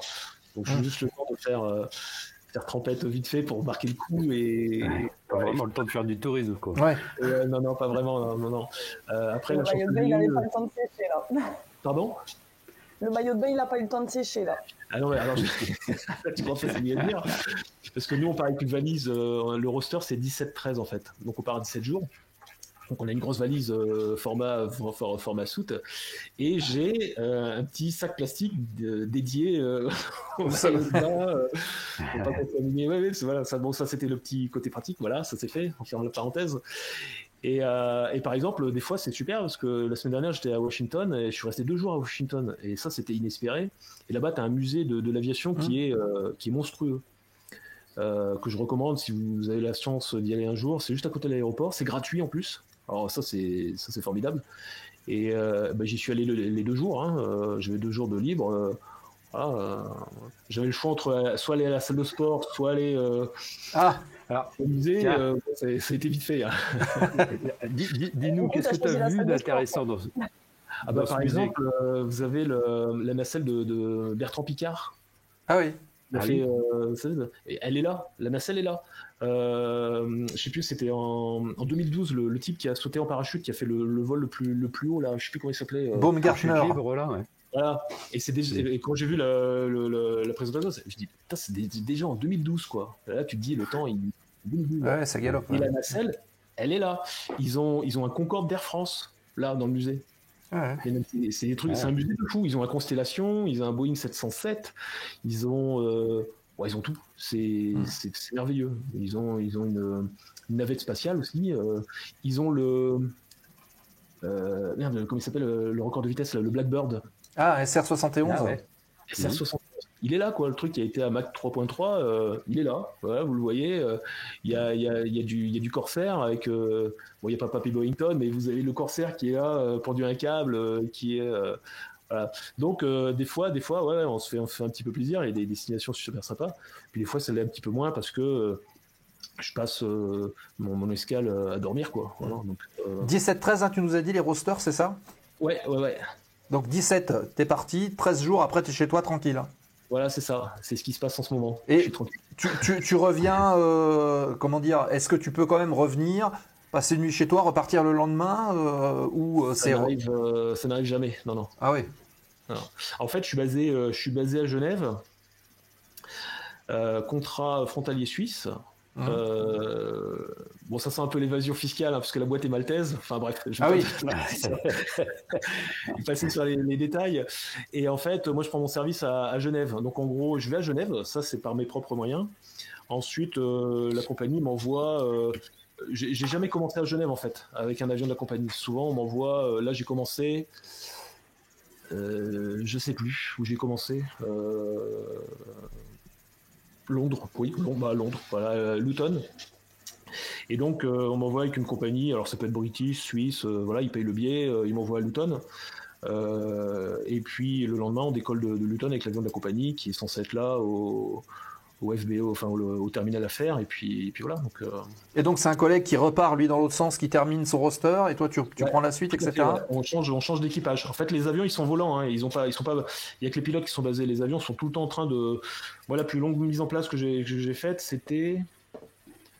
Alors, je sais plus si c'est Los Angeles ou l'Inde, je sais plus, enfin un truc comme ça. Et une fois, là en février, par exemple, je suis revenu de Séoul. Voilà, j'ai fini mon roster à Séoul et après on me ramène en compagnie aérienne avec à Genève, quoi. Voilà, et tout ça, c'est déjà calé en amont, t'as tes billets, c'est bien organisé, comment ça se passe? Alors, c'est bien organisé, mais c'est à la dernière minute, hein, souvent. Hein. Ouais. Bon, il m'arrive, par exemple, la nuit avant de partir, je laisse le téléphone allumé parce que des fois ça change, ils changent les plans et voilà. Alors l'aviation d'affaires, il faut être très flexible. Hein. Clairement, si vous n'aimez pas la flexibilité, alors c'est de la flexibilité pendant le temps de travail, donc c'est acceptable. Je veux dire, moi par exemple, je vais mes simus à Dubaï. Alors c'était dans la nuit. Alors en plus nous c'est la nuit, c'est super. C'est dans la nuit. Et le premier c'est dans la nuit de samedi à dimanche et le deuxième c'était dimanche à lundi. Et donc j'étais censé arriver là-bas un jour avant pour me reposer, réviser, etc. Et au dernier moment, j'étais en Angleterre. Enfin, c'est un petit exemple, hein, il faut dire un petit peu je raconte pas ma vie, mais il faudrait dire un petit peu les fluctuations du planning. Et au dernier moment, on nous a envoyé à Corfou pour aller chercher un client pour envoyer à Genève, pour amener à Genève. Qu'est-ce que je raconte? À New York. Voilà. Ah oui. À Teterboro, qui est le bourget de New York. Et juste après, il a fallu que je fonce prendre un taxi pour aller à JFK, pour revenir, pour aller prendre une ligne commerciale pour aller à Dubaï. Et j'avais le simu, j'enchaînais après avec le simu, donc je ne raconte pas l'état de fraîcheur dans lequel j'étais. Voilà. Et ça, c'était, on en parlait un petit peu, c'était grâce au contrôleur. Voilà. Donc mon planning avait changé à cause de ça, donc je suis arrivé frais et dispo au simu. Ça s'est très bien passé d'ailleurs, donc il n'y a pas eu de soucis. Ah bon. Donc voilà un petit peu l'aviation d'affaires, ouais, il faut être très très flexible.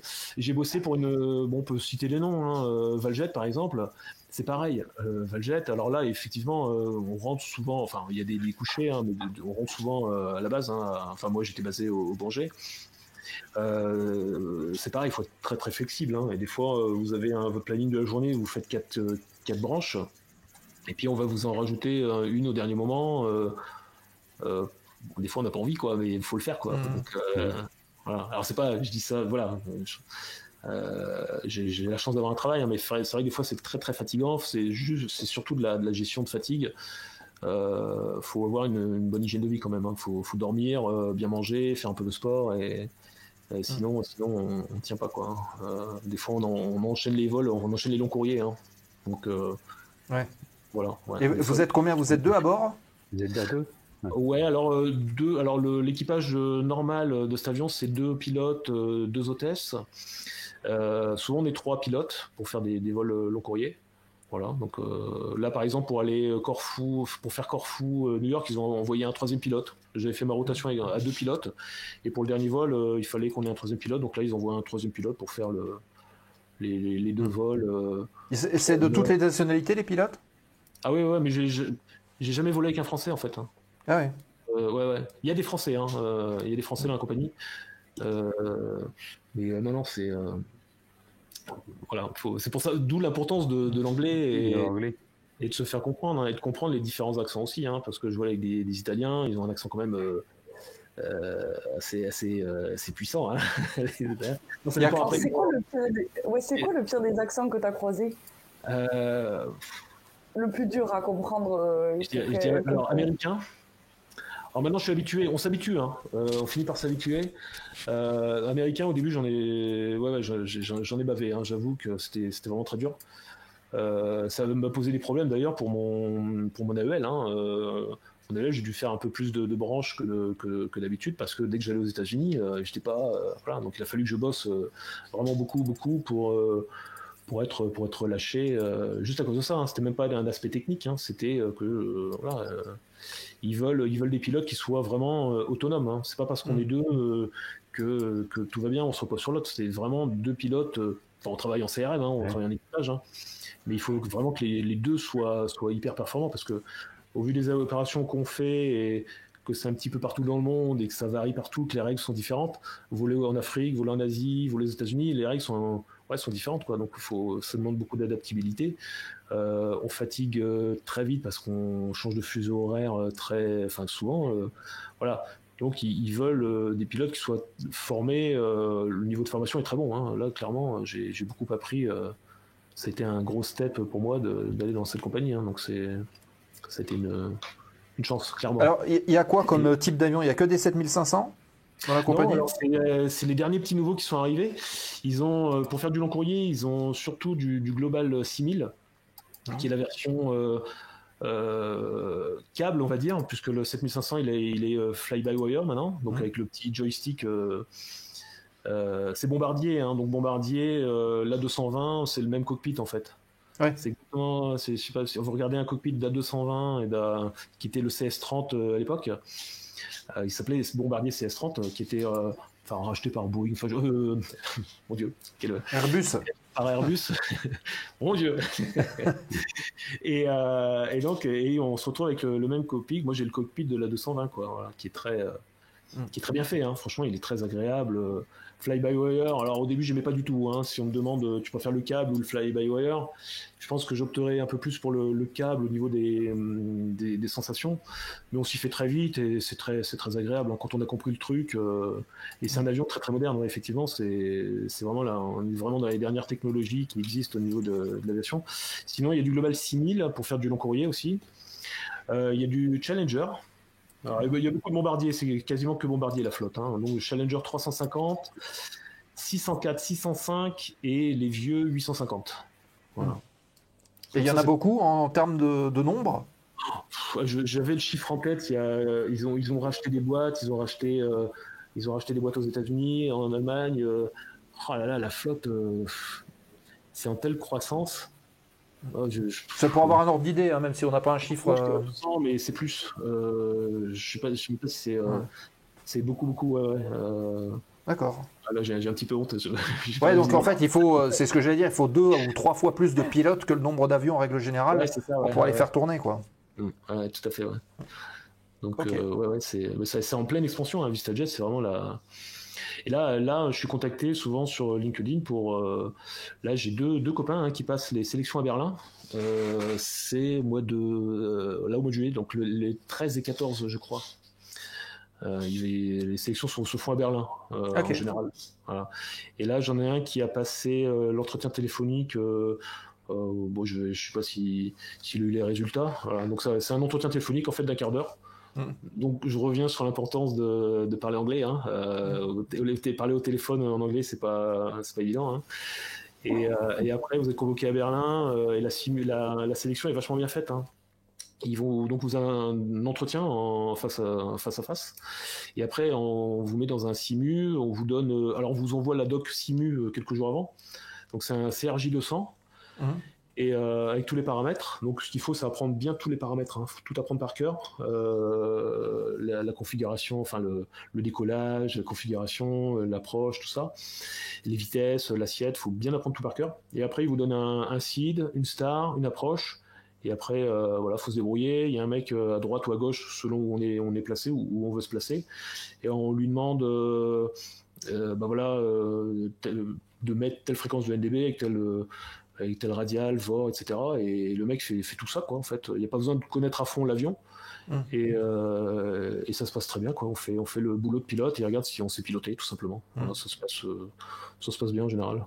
Contrairement à des sélections, parce que j'ai raté des sélections, on peut parler des échecs aussi, ça fait partie de la réussite, les échecs, quelque part. Donc, et où j'ai eu des sélections où on me demandait d'utiliser le comment dire en français déjà, le FD, le Flight Director. Et moi j'ai fait une session de simu une fois avec un collègue, un mec que je connaissais pas, et le Flight Director était vraiment en haut à droite. Et je volais en raw data, quoi. C'était juste n'importe quoi.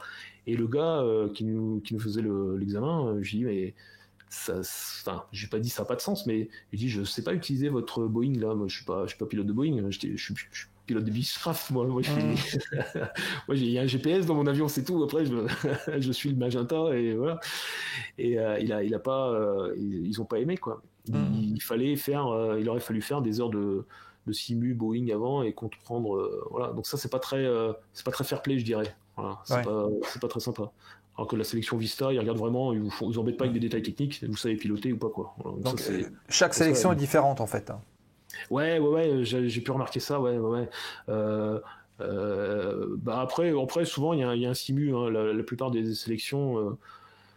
C'est pour ça, quand vous faites votre formation, faites ça le plus sérieusement possible, parce que c'est ni plus ni moins que l'IFR, bien comprendre l'IFR, les règles de vol, IFR, des choses comme ça. Donc, pas de moteur, on pouvait faire une panne moteur. Moi, j'ai eu une panne moteur sur une des sélections que j'ai eu une fois. Et pareil, du Boeing 737, approche VOR, pas stabilisé du tout, parce que j'étais stressé, et puis l'approche n'était pas bonne. Donc je décide de faire une remise de gaz. Donc on était full flaps, gear down, train sorti. Et je fais ma remise de gaz et là il me faut une panne moteur à ce moment-là. Ah ouais. C'est un peu salaud, ouais. Donc je me suis retrouvé sur la tranche en train de chuter. Je me suis battu. J'ai pas craché, mais j'ai perdu l'altitude quand même, parce que j'avais pris la décision. J'ai trouvé que c'était n'importe quoi, en fait. Donc je dirais pas qui c'est, mais ça sert à rien. Mais je trouvais ça, je dis ça sert à rien de faire ça, quoi. Je vois pas l'intérêt de bouler des mecs en leur foutant une panne moteur à la remise de gaz juste au moment où... Sur un avion en plus qu'ils connaissent pas. Ouais, c'était un peu... J'ai pas craché, donc je me suis dit, ils vont être tolérants. Mais je me suis retrouvé... mais ça fait bizarre, on se retrouve sur la tranche, là, comme ça, j'ai dit, merde. Je marque pas des points, là, quand même. Cette question de... Pardon ? C'est des simus sur Vérone, en plus. Ouais. Ouais. Des full flight. Donc il y a vraiment toutes les sensations avec, quoi. Ouais, alors c'est pas un truc qui se pilote aux fesses, j'ai pas trop senti, au moment où j'ai senti que ça partait à droite, j'ai regardé le PFD, j'ai dit effectivement, on est bien à droite là quand même. UPRT, je veux dire, voilà, c'est pas... Oui. On a tous appris ça, on sait, mais bon, il y avait plus beaucoup d'eau sous la quille quand même. Ça en vrai...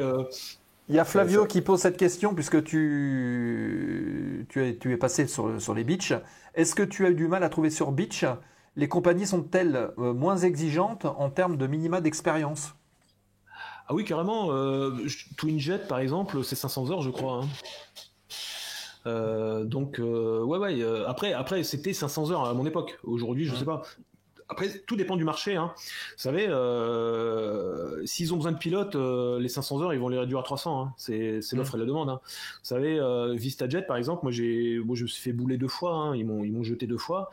La 3e fois, c'est une compagnie qui demandait 2500 heures à l'époque. Donc, ce qui est quand même beaucoup.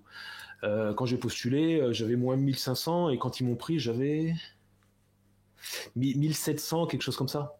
Pareil, j'y suis allé au bluff. Alors ça, c'est pareil, c'est un conseil que je peux donner. Alors ça va pas faire plaisir aux compagnies aériennes, ça va les inonder, mais Imaginez juste un truc, une compagnie aérienne qui dit, ça aussi c'est un truc un peu bizarre, c'est avoir des heures, je sais pas, 500 heures sur des avions de plus de 50 tonnes, plus ça, enfin le truc infaisable. Et si vous pouviez être jeune et blond aux yeux bleus, ça serait encore mieux. Enfin, à un moment, des fois il y a des critères qui sont un peu bizarres. Postulez quand même, allez-y au bluff, parce que ça, dans les compagnies aériennes, ça se passe comme ça. Vous avez le responsable des recrutements qui a eu une réunion le matin même avec le directeur de la compagnie et qui dit oh là là, on a besoin de pilotes là. Si votre CV est déjà là, tant mieux. Hein. Et là, on va prendre votre CV, parce qu'on va réduire les minima.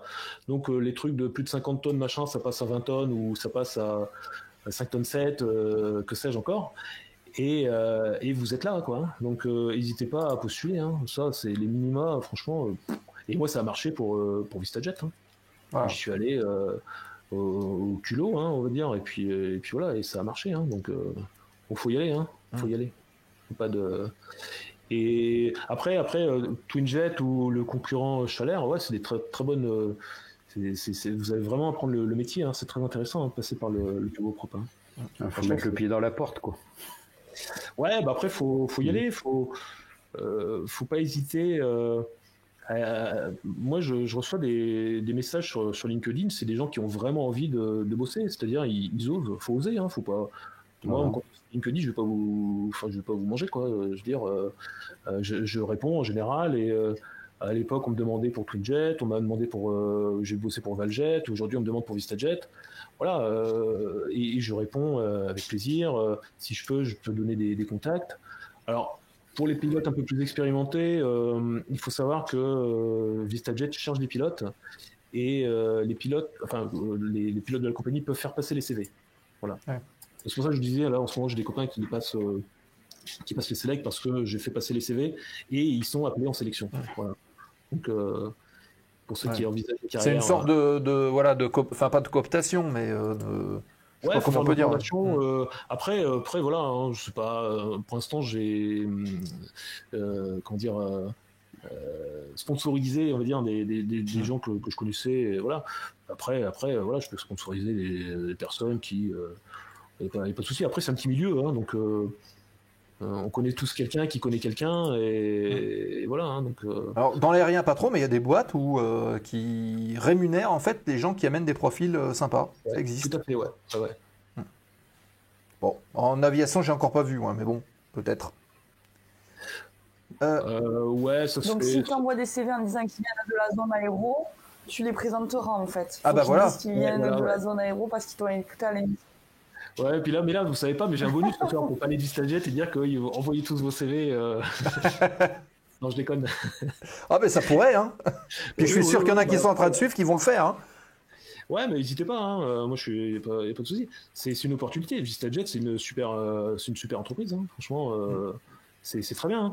Ce que je voulais dire aussi, alors sans dénigrer certaines compagnies aériennes, mais toutes se valent, je veux dire, pour faire des heures, c'est super. Mais il y en a qui sont, vous verrez, les salaires sont bas, ça faut y être prêt, les salaires sont très bas. Le management, il est pas. Moi, je suis tombé dans des compagnies, c'est bizarre, mais les PDG, ils aiment pas les pilotes, quoi. Mais vraiment, c'est très bizarre. Alors, on se dit tout. Moi, je j'ai pas de filtre. Je dis ce que je pense. Et tant que ça reste poli, voilà. Mais il y a des patrons, voilà, on a envie de leur dire, voilà, fais plomberie, boulangerie, voilà, peut-être que tu te sentiras mieux, mais qui aiment pas les pilotes. Donc il faut passer par ces compagnies-là de toute façon. Après, si vous avez Air France tout de suite, foncez. Air France, c'est The Company, à mon avis, c'est tout pilote français. Il faut au moins tenter ça dans sa vie parce que c'est, on vole pour le drapeau. Moi, je suis ancien pompier, donc. Être un petit peu patriote et le sens du service, ça, bon, c'est un peu mon credo, mais il faut, mais après il faut aller dans ces compagnies, il faut tout tenter, et je dirais que VistaJet, ça commence à être une compagnie où on peut faire une carrière, clairement, parce que le salaire est décent. On fait après je travaille pour Malte, quoi, donc je travaille pour Ouais, alors j'avoue que dans ce que je fais, il y a quand même un manque d'identité, hein, clairement. Ouais.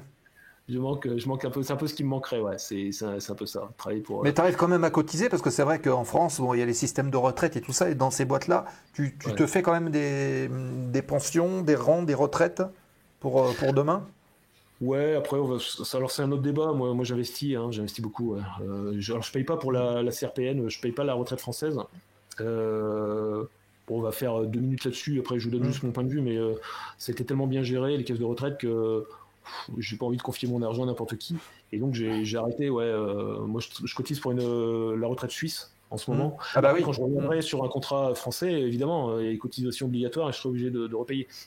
Et pour l'instant, je cotise pas pour ma retraite française. Voilà. Ça fait 3 ans que je suis chez VistaJet. Pour l'instant, j'ai 3 ans de perte de retraite. Avec les fameux piliers suisses qui sont aussi très intéressants. Ouais. Mais clairement, la retraite, elle est super bien faite là-bas. Il n'y a pas de souci. Et si je pars, ils me rendent le pognon, quoi. Ouais. Ça, c'est formidable. Hein. Donc, soit à l'âge de la retraite, on peut choisir différents âges de retraite qui donnent une pension de réversion, ou on pouvait partir avec le capital. Mais quand on quitte la Suisse, le contrat suisse, on part avec l'argent, quoi. Il le garde pas, quoi.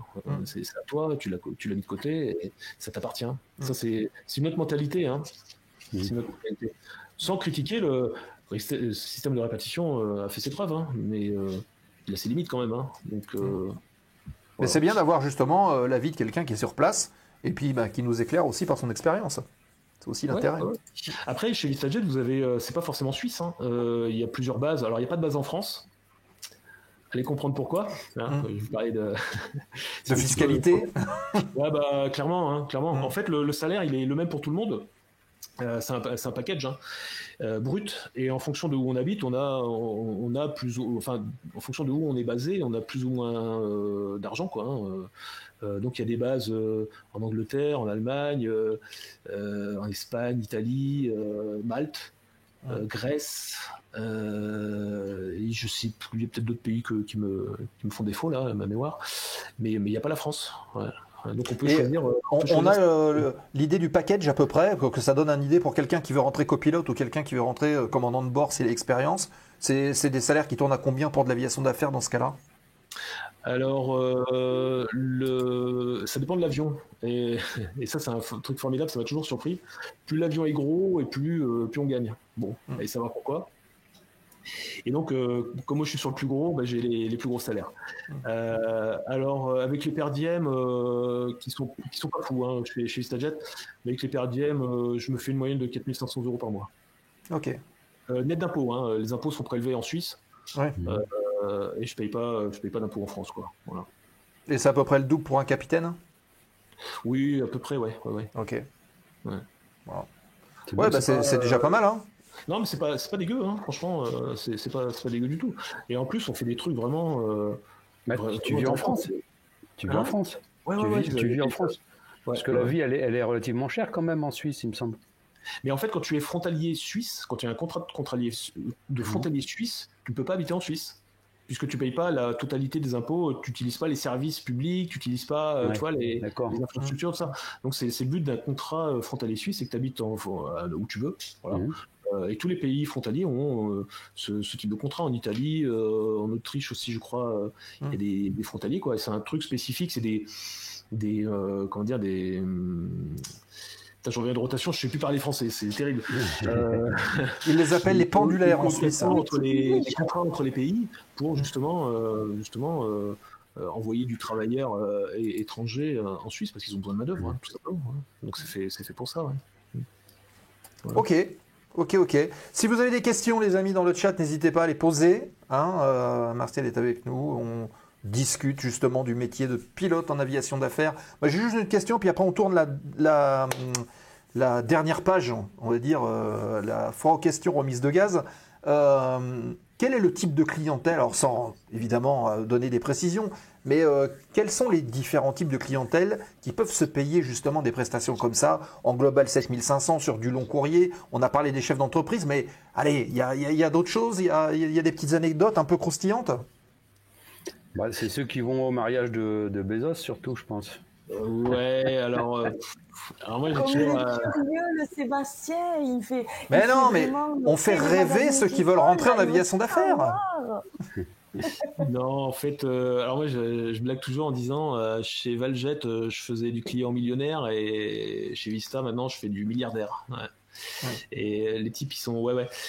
En fait, faut compter entre un billet d'avion sur mon avion là.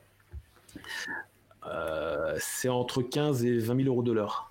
La prestation. Ouais. Donc si vous faites un Zurich, une fois j'ai fait un Zurich Los Angeles, le mec il était trentenaire, ça allait pour lui je crois. Mais le mec il a bossé, hein. Il y a le wifi dans l'avion, il bosse, ensuite il se couchait parce qu'il y a un lit, excusez, du coup dans l'avion il y a une chambre à coucher, il y a une cuisine, il y a 2 fours. On peut aller voir le site, hein, il y a des photos, tout ça, ouais, c'est... c'est un petit salon. L'accueil est assez sympa. Hein. Ouais. C'est plutôt pas mal, ouais. Et donc, il y a 2 hôtesses, c'est ça? 2 ou 3 pilotes et 2 hôtesses, ouais. On va revoir quelques photos là, normalement, qui vont tourner un petit peu. Et souvent, il y a plus d'équipage que de passagers. Que de clients. Oui. Ah oui. Ah, parce que des fois, le gars, il est tout seul, en fait, il se paye son truc. Oui, tout seul, ou des fois, c'est une famille. Alors, soit c'est des voyages business, ils sont à 2-3, peut-être les 2-3 associés, soit c'est des familles qui partent en vacances. On a 14 places dans l'avion, donc, mais c'est rare qu'on soit 14. En général, c'est 10 à 12 personnes, 10 personnes maxi. Ouais. Voilà, sinon, en général, c'est 4-5, 2, 4-5, ça dépend. Et on fait des personnes très, très célèbres, je peux pas trop dire les noms, mais activité, cinéma, très très connu, sport très très connu. Après c'est pas ça ils s'en vantent. C'est par exemple toute la team Ferrari voyage avec nous par exemple, les pilotes, tout ça, le staff. Voilà. Après chanteurs, chanteuses très célèbres que j'ai déjà fait, des gens du monde des affaires, français, étrangers. Là, on voit l'intérieur justement de l'avion. Voilà, c'est ça, voilà. Vous avez des couchettes pour vous, là, quand vous êtes à 3, là, dans l'avion? Une couchette. Alors, elle n'est pas... voilà, on peut s'allonger. Ah oui. Sans se plier. Ouais, c'est pas... En fait, c'est un grand avion, mais dedans, il n'y a pas beaucoup de place. Ça reste quand même... Il y a beaucoup de place pour le client, mais pas beaucoup pour l'équipage, plutôt. Ouais, c'est à l'histoire derrière les... Non, le problème, c'est que le temps de sommeil, comme il y a une seule couchette, on le partage avec les hôtesses aussi. Donc, si on est... Alors, la couchette, c'est forcément quand on est 3 pilotes. Donc, le temps de repos, en fait, on le divise par 5. On le divise pas par 3. Donc, ça réduit un petit peu le temps de repos. Mais bon, après, voilà, c'est le jeu. C'est pas... Ce serait un 777 ou un 380. Oui, il y aurait des chambres, il y a tout ce qu'il faut. Ouais. Nous, non, il y a pas, l'avion n'est pas assez grand pour ça. Après, c'est un petit avion régional, je veux dire, dedans, on mettrait que des sièges, on mettrait, je sais pas, 110 personnes à peu près. Ouais. Ça fait 32 ou 34 mètres de long, quelque chose comme ça. Ah ouais, donc même si je gagnais à l'euro million, je pourrais pas me payer à billet, quoi. Si, à l'euro million, t'es tranquille. À l'euro million, Non, moi je gagne, j'achète mon avion, mais ce sera pas un... Moi, ce sera plus un TBM. Ah ouais. Là, ça... Et justement, tiens, on va parler. Je vous laisse poser les dernières questions, les amis. L'avenir, l'option pour l'avenir. Tu parlais d'Air France. Tu partirais sur Air France ou non? T'aurais des options un peu dans ce sens-là? Air France, j'y pense le matin en me rasant, forcément. Pour reprendre une phrase célèbre d'un ancien Premier ministre. Après, je suis engagé dans une compagnie, donc je peux pas trop parler. Oui, évidemment. Air France, bien sûr, je comprends. Après, je vais pas. J'ai passé les petits zéros en 2019, par exemple. Voilà, donc qu'il n'y a plus d'ailleurs et puis il y a eu le Covid derrière, donc voilà. Ok, on tourne la dernière page de l'émission. Si vous avez des questions à poser, c'est maintenant. Posez-les dans le chat. Et puis, on refait un petit tour de table juste après le jingle. C'est la remise de gaz, foire aux questions. Gaz en aéro, remettez les gaz. Dernière question, programme à venir, vite. Ce sont les 5 dernières minutes de l'émission. Allez, ça lève le doigt. Il y a Nico. Vas-y, Nico. Ouais, une petite question. Alors, ton avion préféré, pas celui que tu as piloté ou celui que tu rêverais de piloter? Est-ce qu'il y a un avion que tu rêverais de piloter? N'importe lequel, hein. Du D112 au Ouais, C71, hein. Il existe plus, hein, ce serait le Concorde. Hein. Ah. Souvent on le lit, hein. Il revient très souvent le Concorde. Hein. Ouais. Alors il y en a deux. Il y en a deux. Il y a ça ou le. Alors il y en a plusieurs. Hein, c'est dur la question. Ça dépend du type d'avion.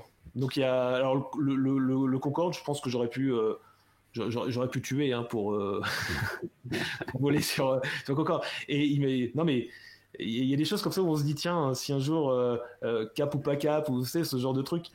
Ouais, on m'appelle demain, voilà, tu vas chez Air France, tu vas sur, on remet le Concorde en service et tu seras copie, mais tu finiras copie. Bah, je finirai copie, y a pas de souci, hein. Comme on en dedans, ça m'intéresse pas, hein. Mais je serai sur Concorde et chez Air France. Voilà, on est dans le rêve, hein, dans le fantasme. Oui, bien sûr. C'était ça la question. Après, sinon, P51 Mustang. Ah, voilà. C'est complètement différent, hein. J'ai vraiment des goûts éclectiques. Ah hein. oui. Et il y a le Constellation aussi que j'adore. Donc ouais, il y a des machines comme ça. Mais en Suisse, il y a un Constellation qui vole. Alors la Suisse, ouais. Alors quand on me demande est-ce que Genève c'est bien, alors je connais la gare et l'aéroport. Je vais jamais à Genève en fait. C'est vraiment ma base et j'y vais quand je procède. Sur la base, quand je me mets en place sur la base, c'est tout. Donc ouais, il y a sûrement. Alors il y a un truc qui est formidable, c'est quand je vais à Miami, il y a le terrain d'aviation d'affaires qui est Opa-locka. À chaque fois, il y a des DC-3 quoi. C'est une merveille. Puis quand ils volent, on l'entend quoi. C'est vraiment, il y a que cet avion qui fait, j'allais dire ce bruit, qui fait cette musique là. Et on l'entend. Et après les mecs ils atterrissent, ils sont là, ils font, c'est génial quoi. Le mec il est là accoudé, la fenêtre ouverte, tu sais, il fait son demi-tour. T'as la roulette de queue qui est là, et tu le regardes, tu dis. Il te dit, il te fait signe et tout. C'est des grands moments. J'adore aller à Miami, rien que pour ça. Au Paloca, je veux dire. Miami International, ça pas. Voilà. Ouais. C'est plus classique, quoi. J'aime pas l'Airbus A320, mais c'est pas très joli, quoi, par rapport à un. Ouais. Je préfère le DC-3. Ok. Cynthia, tu avais levé le doigt aussi. Ah non, c'était pour copier Nico. Mais, ah bon Ah bah d'accord. mais moi j'avais une question du coup. Est-ce que tu vois les différences, comme tu voyages beaucoup, est-ce que tu vois une différence, comment dire, au niveau, peut-être pas réglementaire, mais au niveau fonctionnement, au niveau de l'aérien, est-ce que tu le ressens, cette histoire de qu'on dit qu'en Europe on est un peu plus strict que par exemple aux États-Unis? Est-ce que tu le ressens au niveau de ton pilotage, quand tu t'en vas, quand tu prépares ton vol, est-ce que tu le ressens ça? Oui, alors malheureusement, moi je vole pas beaucoup en Europe, mais quand je reviens en Europe, je suis comme un poisson dans l'eau. Hein. Les procédures en Europe, elles sont. Qu'est-ce que c'est facile. C'est bien foutu en Europe en fait. Hein. Quand je reviens des États-Unis, les États-Unis c'est compliqué parce que un mec au sol, il peut te demander de traverser la piste quoi. Là-bas c'est un peu freestyle. Hein. T'as pas besoin de repasser sur la fréquence. Le mec il te dit traverser, hein, et tu demandes, tu confirmes bien quoi. Hein, et puis tu regardes bien à droite à gauche, machin. Enfin toi, les États-Unis, c'est un peu. Des fois tu vas merde, comment on dit rebacker. C'est quand tu répètes. Collationner. Répéter, oui. Merci. Oh là là. Collationner. Quand tu collationnes ton message, le mec il te dit pas readback correct. Hein. Mec, il s'en fout, il te répond pas. Ah, mais c'est impressionnant. Après, il y a des trucs super. Par exemple, les stars là-bas, elles sont énormes. Les stars, les procédures des descentes, hein, pas les. Et ils te disent voilà, descendez. Après, ça à travers, si c'est Kim Kardashian, la star, elle peut être énorme, par exemple. Ouais. Oh là là, ta taille. Pardon, je t'interromps. Donc les procédures d'arrivée, pardon, tu disais. Et ça, c'est formidable parce que l'avion, il est capable de faire ça. Il y a l'automanette, le mode VNAV, on met l'altitude mini de la star et ça roule tout seul, quoi. Ça, c'est génial. Là-dessus, par contre, c'est pas mal. Les guidages radars sont un peu pourraves. Et ils adorent les approches à vue. Et ça vraiment, dès qu'ils vous demandent est-ce que vous voyez le trafic précédent, souvent, quand on est fatigué, on dit non, quoi. Pourtant, on le voit, hein, il y a des trucs qui passent devant nous, on est en base, puis on dit non.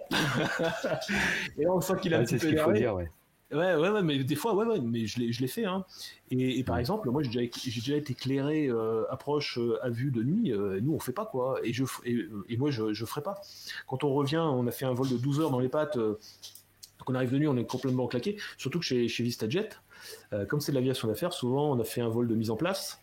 Et ensuite, on fait un long courrier. Ou alors, on fait un long courrier et on a encore un vol derrière à faire pour garer l'avion ailleurs ou pour aller... Enfin, bref. Et donc c'est très très fatigant, quoi. Donc il faut enfin voilà, si le contrôleur il nous dit des trucs où il faut être punchy et plein d'énergie, on dit non, alors des fois on n'a pas le choix. Ils nous demandent pas et on éclairait approche à vue. Et j'avoue que je suis l'ILS, hein. Je fais pas chier, hein. Après je fais 3 rouges sur le papy pour montrer que pour montrer que je fais une approche à vue, je triche un peu. Là, je reste sur le lock, et je fais un papy à 3 rouges. Et puis voilà, ça passe. Voilà, c'est un peu je triche un peu. Mais sinon, voilà. Et donc les règles sont pas les mêmes. Les approches, il y a les approches à vue, il y a les holds qui sont pas les mêmes. Les minima sont un peu différents, la météo est présentée différemment. Là-bas, c'est des inches de mercury. Je sais pas comment on dit, de pouces de mercure. En pouces de mercure, ouais. Pourquoi je dis ça, moi? Donc voilà, le standard c'est 29,92. Bon voilà, il y a un bouton pour switcher. Et puis voilà, donc les règles sont différentes. Après l'Asie, c'est très propre aussi. C'est vrai que c'est un peu chaud. C'est vrai que c'est un peu chaud parce que une fois, moi, j'ai été autorisé atterrissage numéro 4. Hein. Ouais. C'était le 4e autorisé atterrissage. Autorisé atterrissage, les autres devant, ils n'étaient pas posés encore. Ah, c'est la folie, ouais. Donc il y en avait 2 devant moi et il y en avait le numéro 3, c'était sur la piste croisée qui était autorisé à atterrir aussi. Ah ouais. Ouais, ça devient... Ouais, non, mais ça, c'est un peu... Là, il faut être prêt pour la remise de gaz quand même, comme option. Alors, je vais pas être méchant, hein, mais récemment, il y a eu des crashs aux États-Unis. Sans être méchant, attention, sans juger quoi que ce soit, hein, mais je suis pas surpris. Hein. Je suis pas surpris, hein, parce que des fois, les contrôleurs, ils ont pas la main complète sur les pilotes. Hein, ils vérifient pas. Hein. Donc c'est un peu à la wall again, hein, sérieux. Hein, les États-Unis, des fois, ça fait un peu peur. Après, on a un petit peu la même chose en Afrique, mais il y a moins de monde, donc. Ça va. Pas... Ça fait moins peur. Les frics, c'est compliqué, hein. Des fois, une fois, je suis resté un quart d'heure, on était en l'air comme ça en croisière. T'as des mecs qui répondaient pas, quoi. On avait personne, hein. On a tenté 121.5, on a tenté. Alors, il y a un autre pilote qui nous dit ouais. Alors, je crois que c'était un Français en plus. Ouais, c'est normal. J'ai dit ouais, mais bon, quand même. Et puis, tu tentes la HF, tu tentes. Non, mais faut un quart d'heure, mais au moins 10 minutes sur radio. Bon, c'est pas terrible, quoi. Ouais. En même temps, il n'y a personne, donc le petit casque. Il y a l'ISS qui répond. Comme ça, pour bien voir. Il y a Thomas Pesquet dans l'ISS qui répond, t'entends sur la fréquence en avril. Ah oui. Il fait des permanences. Ouais. On a 2 petites questions dans le chat. Hop, on va commencer par Bug Danny. Tu as déjà un petit peu répondu. Il dit, est-ce que tu as déjà emmené les pilotes de la Scuderia Ferrari? Alors moi non, mais d'autres copains oui. Ouais, bien sûr, ouais. Après j'ai déjà emmené du gratin de chez Gratin, hein, très connu. Bon après et surtout c'est des gens, enfin pour certains, ils ont vendu leur jet parce que pendant un moment ils étaient traqués sur Flight Radar et ils avaient un comité d'accueil. Ouais, il y a eu ça pendant un moment. Donc il y en a pas mal, ils ont vendu leur jet, hein, ils se sont dit allez basta, hein, on vole incognito, en plus c'est moins cher. Ouais. Donc moi j'ai un chanteur très célèbre une fois, il avait un Global, alors c'était un Global Express, c'est la première génération des bombardiers Global. Et il vient dans le cockpit mais il était pointu, hein, il connaissait, c'était impressionnant quoi. Et c'est après qu'il nous a avoué qu'il avait un Global, donc le mec il avait acheté un avion à un moment, et il avait bien étudié le marché. Et il nous disait non, mais je vole avec votre compagnie parce que déjà c'est moins cher et puis c'est moins d'angoisse, hein, clairement. Hein. Puis l'avion il vole 200 heures, ça vaut pas le coup. Hein. Nous les avions ils font 1000 ou 1200 heures. Quand vous payez, parce que la QT est chère, hein, sur le Global 7500. La QT est très chère. Elle est, bon, pour un ordre d'idée, elle est à 120 000 euros. Ah ouais. Voilà. On sait que la 320, on peut l'avoir pour 15 000. Ouais, c'est. Donc c'est un peu chéro. Hein. Et le récurrent, il est à 40 000, un truc comme ça. Donc si vous êtes pilote freelance sur Global 7500, il y a moyen de. Faut facturer très fort, hein, parce que le jour où arrivent les checks, voilà. Et être propriétaire d'un avion comme ça, quand il faut faire le récurrent des pilotes, on sent passer la facture. Pour un avion qui vole, si le propriétaire vole 100 heures par an, bon voilà, à un moment ça vaut pas le coup, ouais. Ok. Donc voilà. Et oui, on a des clients qui ont arrêté d'avoir leur avion. Ça leur a fait mal, hein, d'ailleurs, hein, parce qu'ils nous disent. Hein, à un moment, c'est une fierté aussi d'avoir son avion. Les mecs, ils ont bossé pour ça. Et voilà, donc, ils viennent souvent vous voir, ils viennent en cockpit, ils s'intéressent un petit peu à votre quotidien ou non, ils montent Non, très rarement. Ouais. Très rarement. C'est très rare qu'on vienne nous voir. Pourtant, le cockpit est ouvert, hein. Enfin, il y a un rideau. Hein. Enfin, c'est pas une porte blindée, on n'est pas soumis à la législation. Nous, on est moins de 19 places. Hein. Et donc, 19 places maxi. Et donc, on a juste un rideau qu'on laisse ouvert et c'est open. Hein, je veux dire, il n'y a pas de souci. Ça marche. Et petite question de Flavio, un dernier conseil pour les jeunes pilotes qui veulent commencer leur carrière. Je ne sais pas si je suis de bon conseil parce que je ne suis pas dans...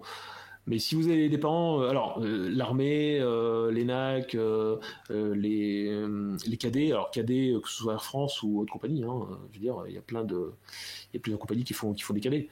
Air France, ça reste quand même ce qu'il y a de mieux à mon sens. Hein. Sinon, si les parents peuvent subvenir, peuvent payer la formation, faut pas hésiter. Hein. Je pense que les parents, ils sont là pour ça et ça leur fera plaisir de payer une formation.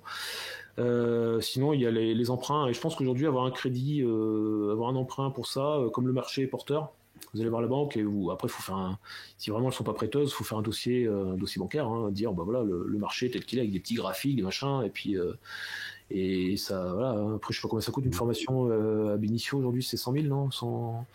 Je connais pas trop un peu plus maintenant. Ouais, c'est à peu près ça, entre 80 et 120, quoi. Ça va dépendre des écoles. Ça dépend des écoles. Après, ce que je dirais.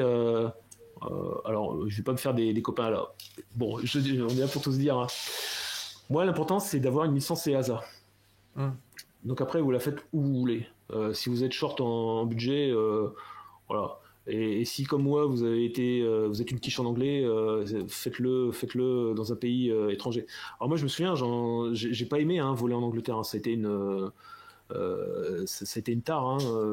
J'aurais préféré voler en France parce que voler en France, c'est plus joli. Bon, je suis chauvin, mais c'est plus joli. Voilà, j'aurais vraiment voulu faire ma formation en France, mais je savais que je devais pas la faire là parce que j'avais besoin d'être immergé, on va dire, de baigner dans l'anglicisme.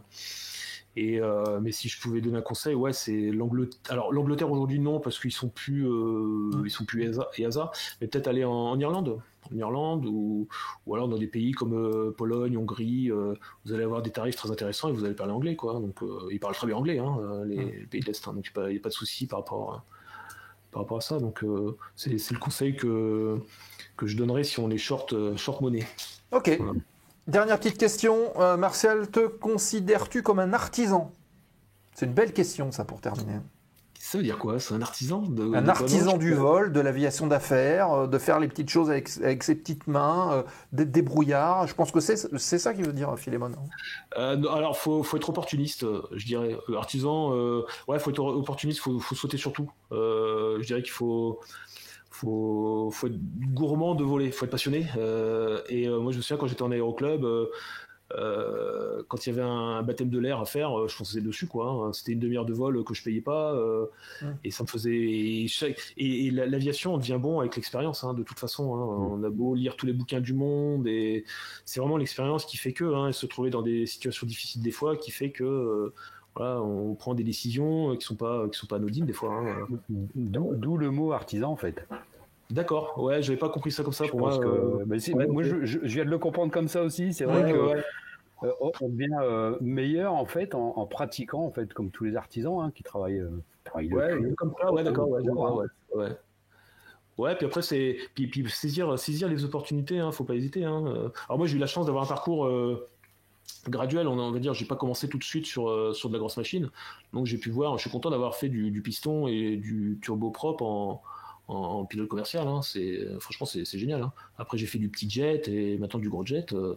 Et voilà, avec le recul, tu serais plus aujourd'hui aviation d'affaires ou alors revenir sur de la ligne transport régulier de passagers? ouais. Alors, vu mes ambitions de la ligne. Ah, Après, non, mais l'aviation d'affaires, moi, le VistaJet, c'est une compagnie, comme je vous ai dit, c'est une compagnie où on peut rester. Hein. Clairement. Alors, des fois, c'est un peu dur parce que quand enfin, il y a des compagnies aériennes où quand vous faites du long courrier, vous faites un aller-retour et vous avez le temps de vous reposer, c'est quand même assez bien fait. Nous, ils s'en foutent. Hein. C'est repos minimum et si légalement on peut revoler, on vole quoi. Il n'y a pas de. Ils exploitent au maximum la réglementation, quoi. Bien sûr. Après, voilà, moi je me suis retrouvé une fois à faire. J'en pouvais plus. Hein. Là, il y a des fois, ça a été une fois, je me suis dit, est-ce que je reste dans l'aviation d'affaires ou pas? Parce que on a fait 4 longs courriers d'affilée, avec le temps minimum à chaque fois, de nuit, et j'avais traversé deux fois le Pacifique. À un moment, et puis le Pacifique, c'est dur, hein, parce qu'il se passe rien. Hein. Alors, soit on se met des allumettes, soit moi je me suis vu.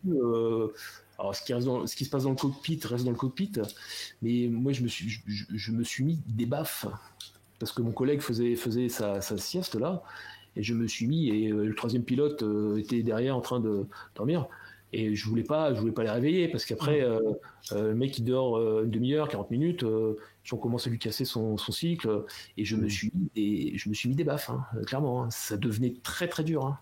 Et des fois, on arrive à des destinations, il fait jour, des belles destinations, et en fait, j'arrive à l'hôtel, je ferme les rideaux, je mets la clim, et je me mets dans le lit, et je dors. Hein. Tout de suite. Hein. Parce que même si j'ai pas envie de dormir forcément, voilà, c'est une discipline, il faut dormir. Sur des cycles de 24 heures, il faut dormir 8 heures, 8 à 10 heures, quoi. Quand on est un peu buzzy, comme on dit.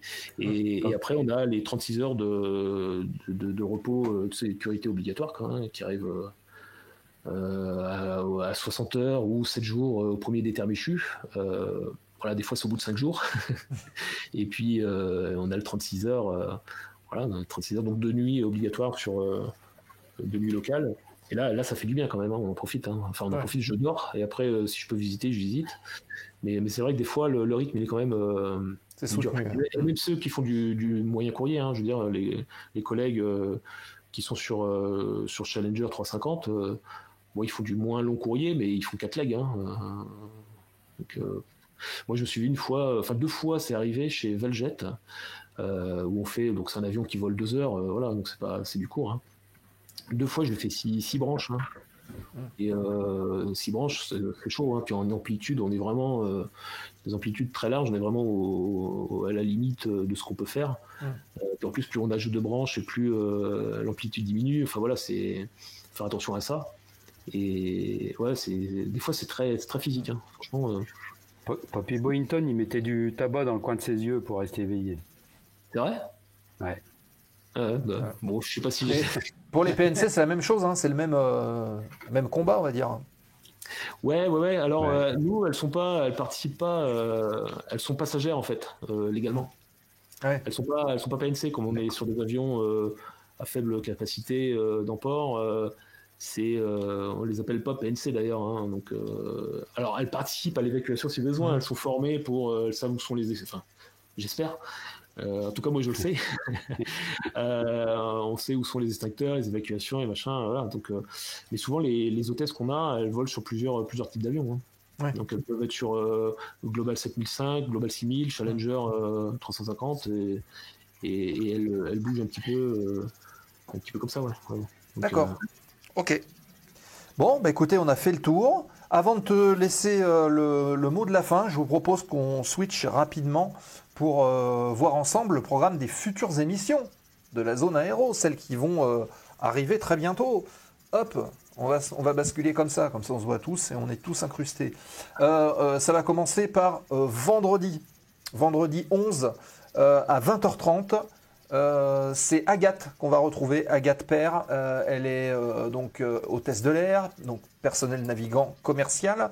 En plus, elle vient de sortir un livre métier, si vous désirez connaître le métier d'hôtesse de l'air, et puis comment accéder justement à ce métier-là, eh bien, on vous suggère fortement d'être là vendredi à 20h30 pour discuter avec Agathe qui a réalisé ce bouquin qui s'appelle le guide PNC, et on en parlera vendredi 20h30 en direct dans la zone aéro avec toutes vos questions comme d'habitude.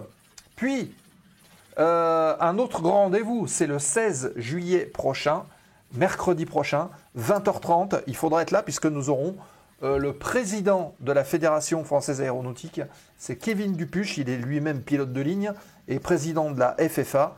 Et vous pourrez lui poser toutes vos questions. On parlera évidemment de formation via l'ATO de la FFA et aussi d'aviation légère et de toutes les activités autour de la fédération. C'est un chouette invité pour terminer cette saison de la zone aéro, puisque ce sera le dernier invité avant le dernier stream de la saison. On sera ici au bar le 19 juillet 2025. Ça devrait commencer aux alentours des 20h30, quelque chose comme ça, pour un petit stream de fin de saison.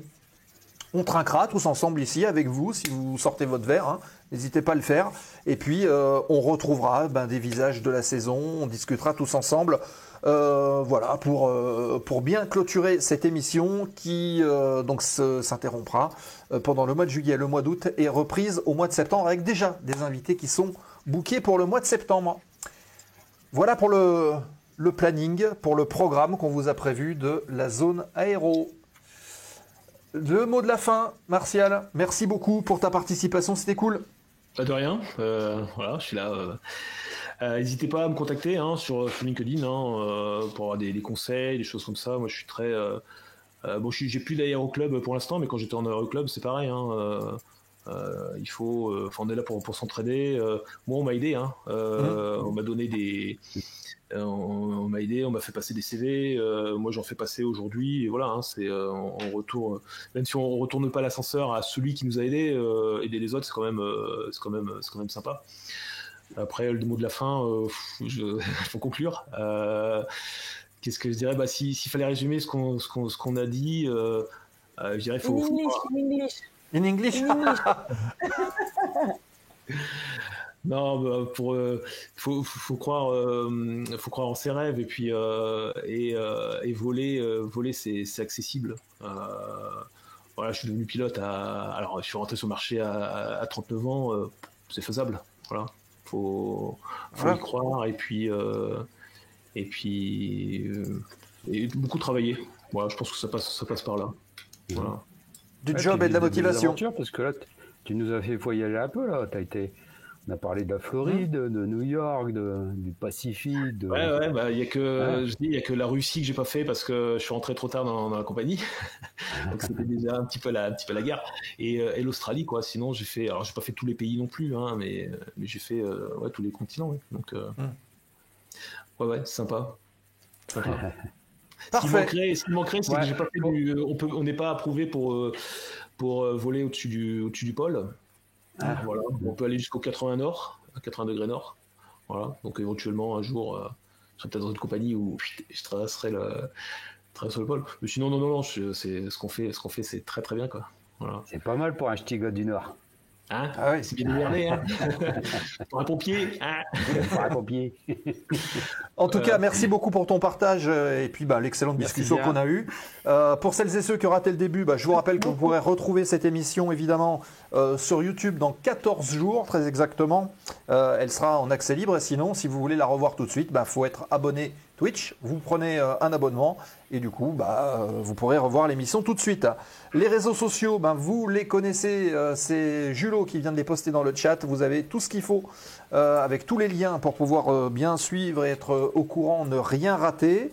Les podcasts évidemment de la zone aéro en audio, toutes les émissions sont archivées et vous pouvez les retrouver avec le petit filtre qui va bien. Vous allez retrouver tout ce qu'il faut. La boutique qui vous permet de récupérer tous les goodies, ce qu'on nous en a demandé. Donc ils sont là. Il y a les stylos, il y a plein de choses. Donc allez faire un tour. C'est lazoneaero.fr et vous avez la boutique dedans. Le Discord pour continuer les échanges au-delà des émissions, c'est pareil. Comme d'habitude, vous nous rejoignez et puis vous pouvez discuter entre vous. Il y a plein de salons différents. Il y a des salons sur les métiers, sur plein de choses. Donc n'hésitez pas à nous rejoindre aussi sur Discord. Patreon et l'OASO pour soutenir le travail de la Zone RE. On compte vraiment sur vous pour faire perdurer l'état d'esprit de l'émission et qu'on continue d'échanger autour de l'aviation comme ce qu'on vient de faire ce soir avec Martial et bien d'autres invités. Merci à vous.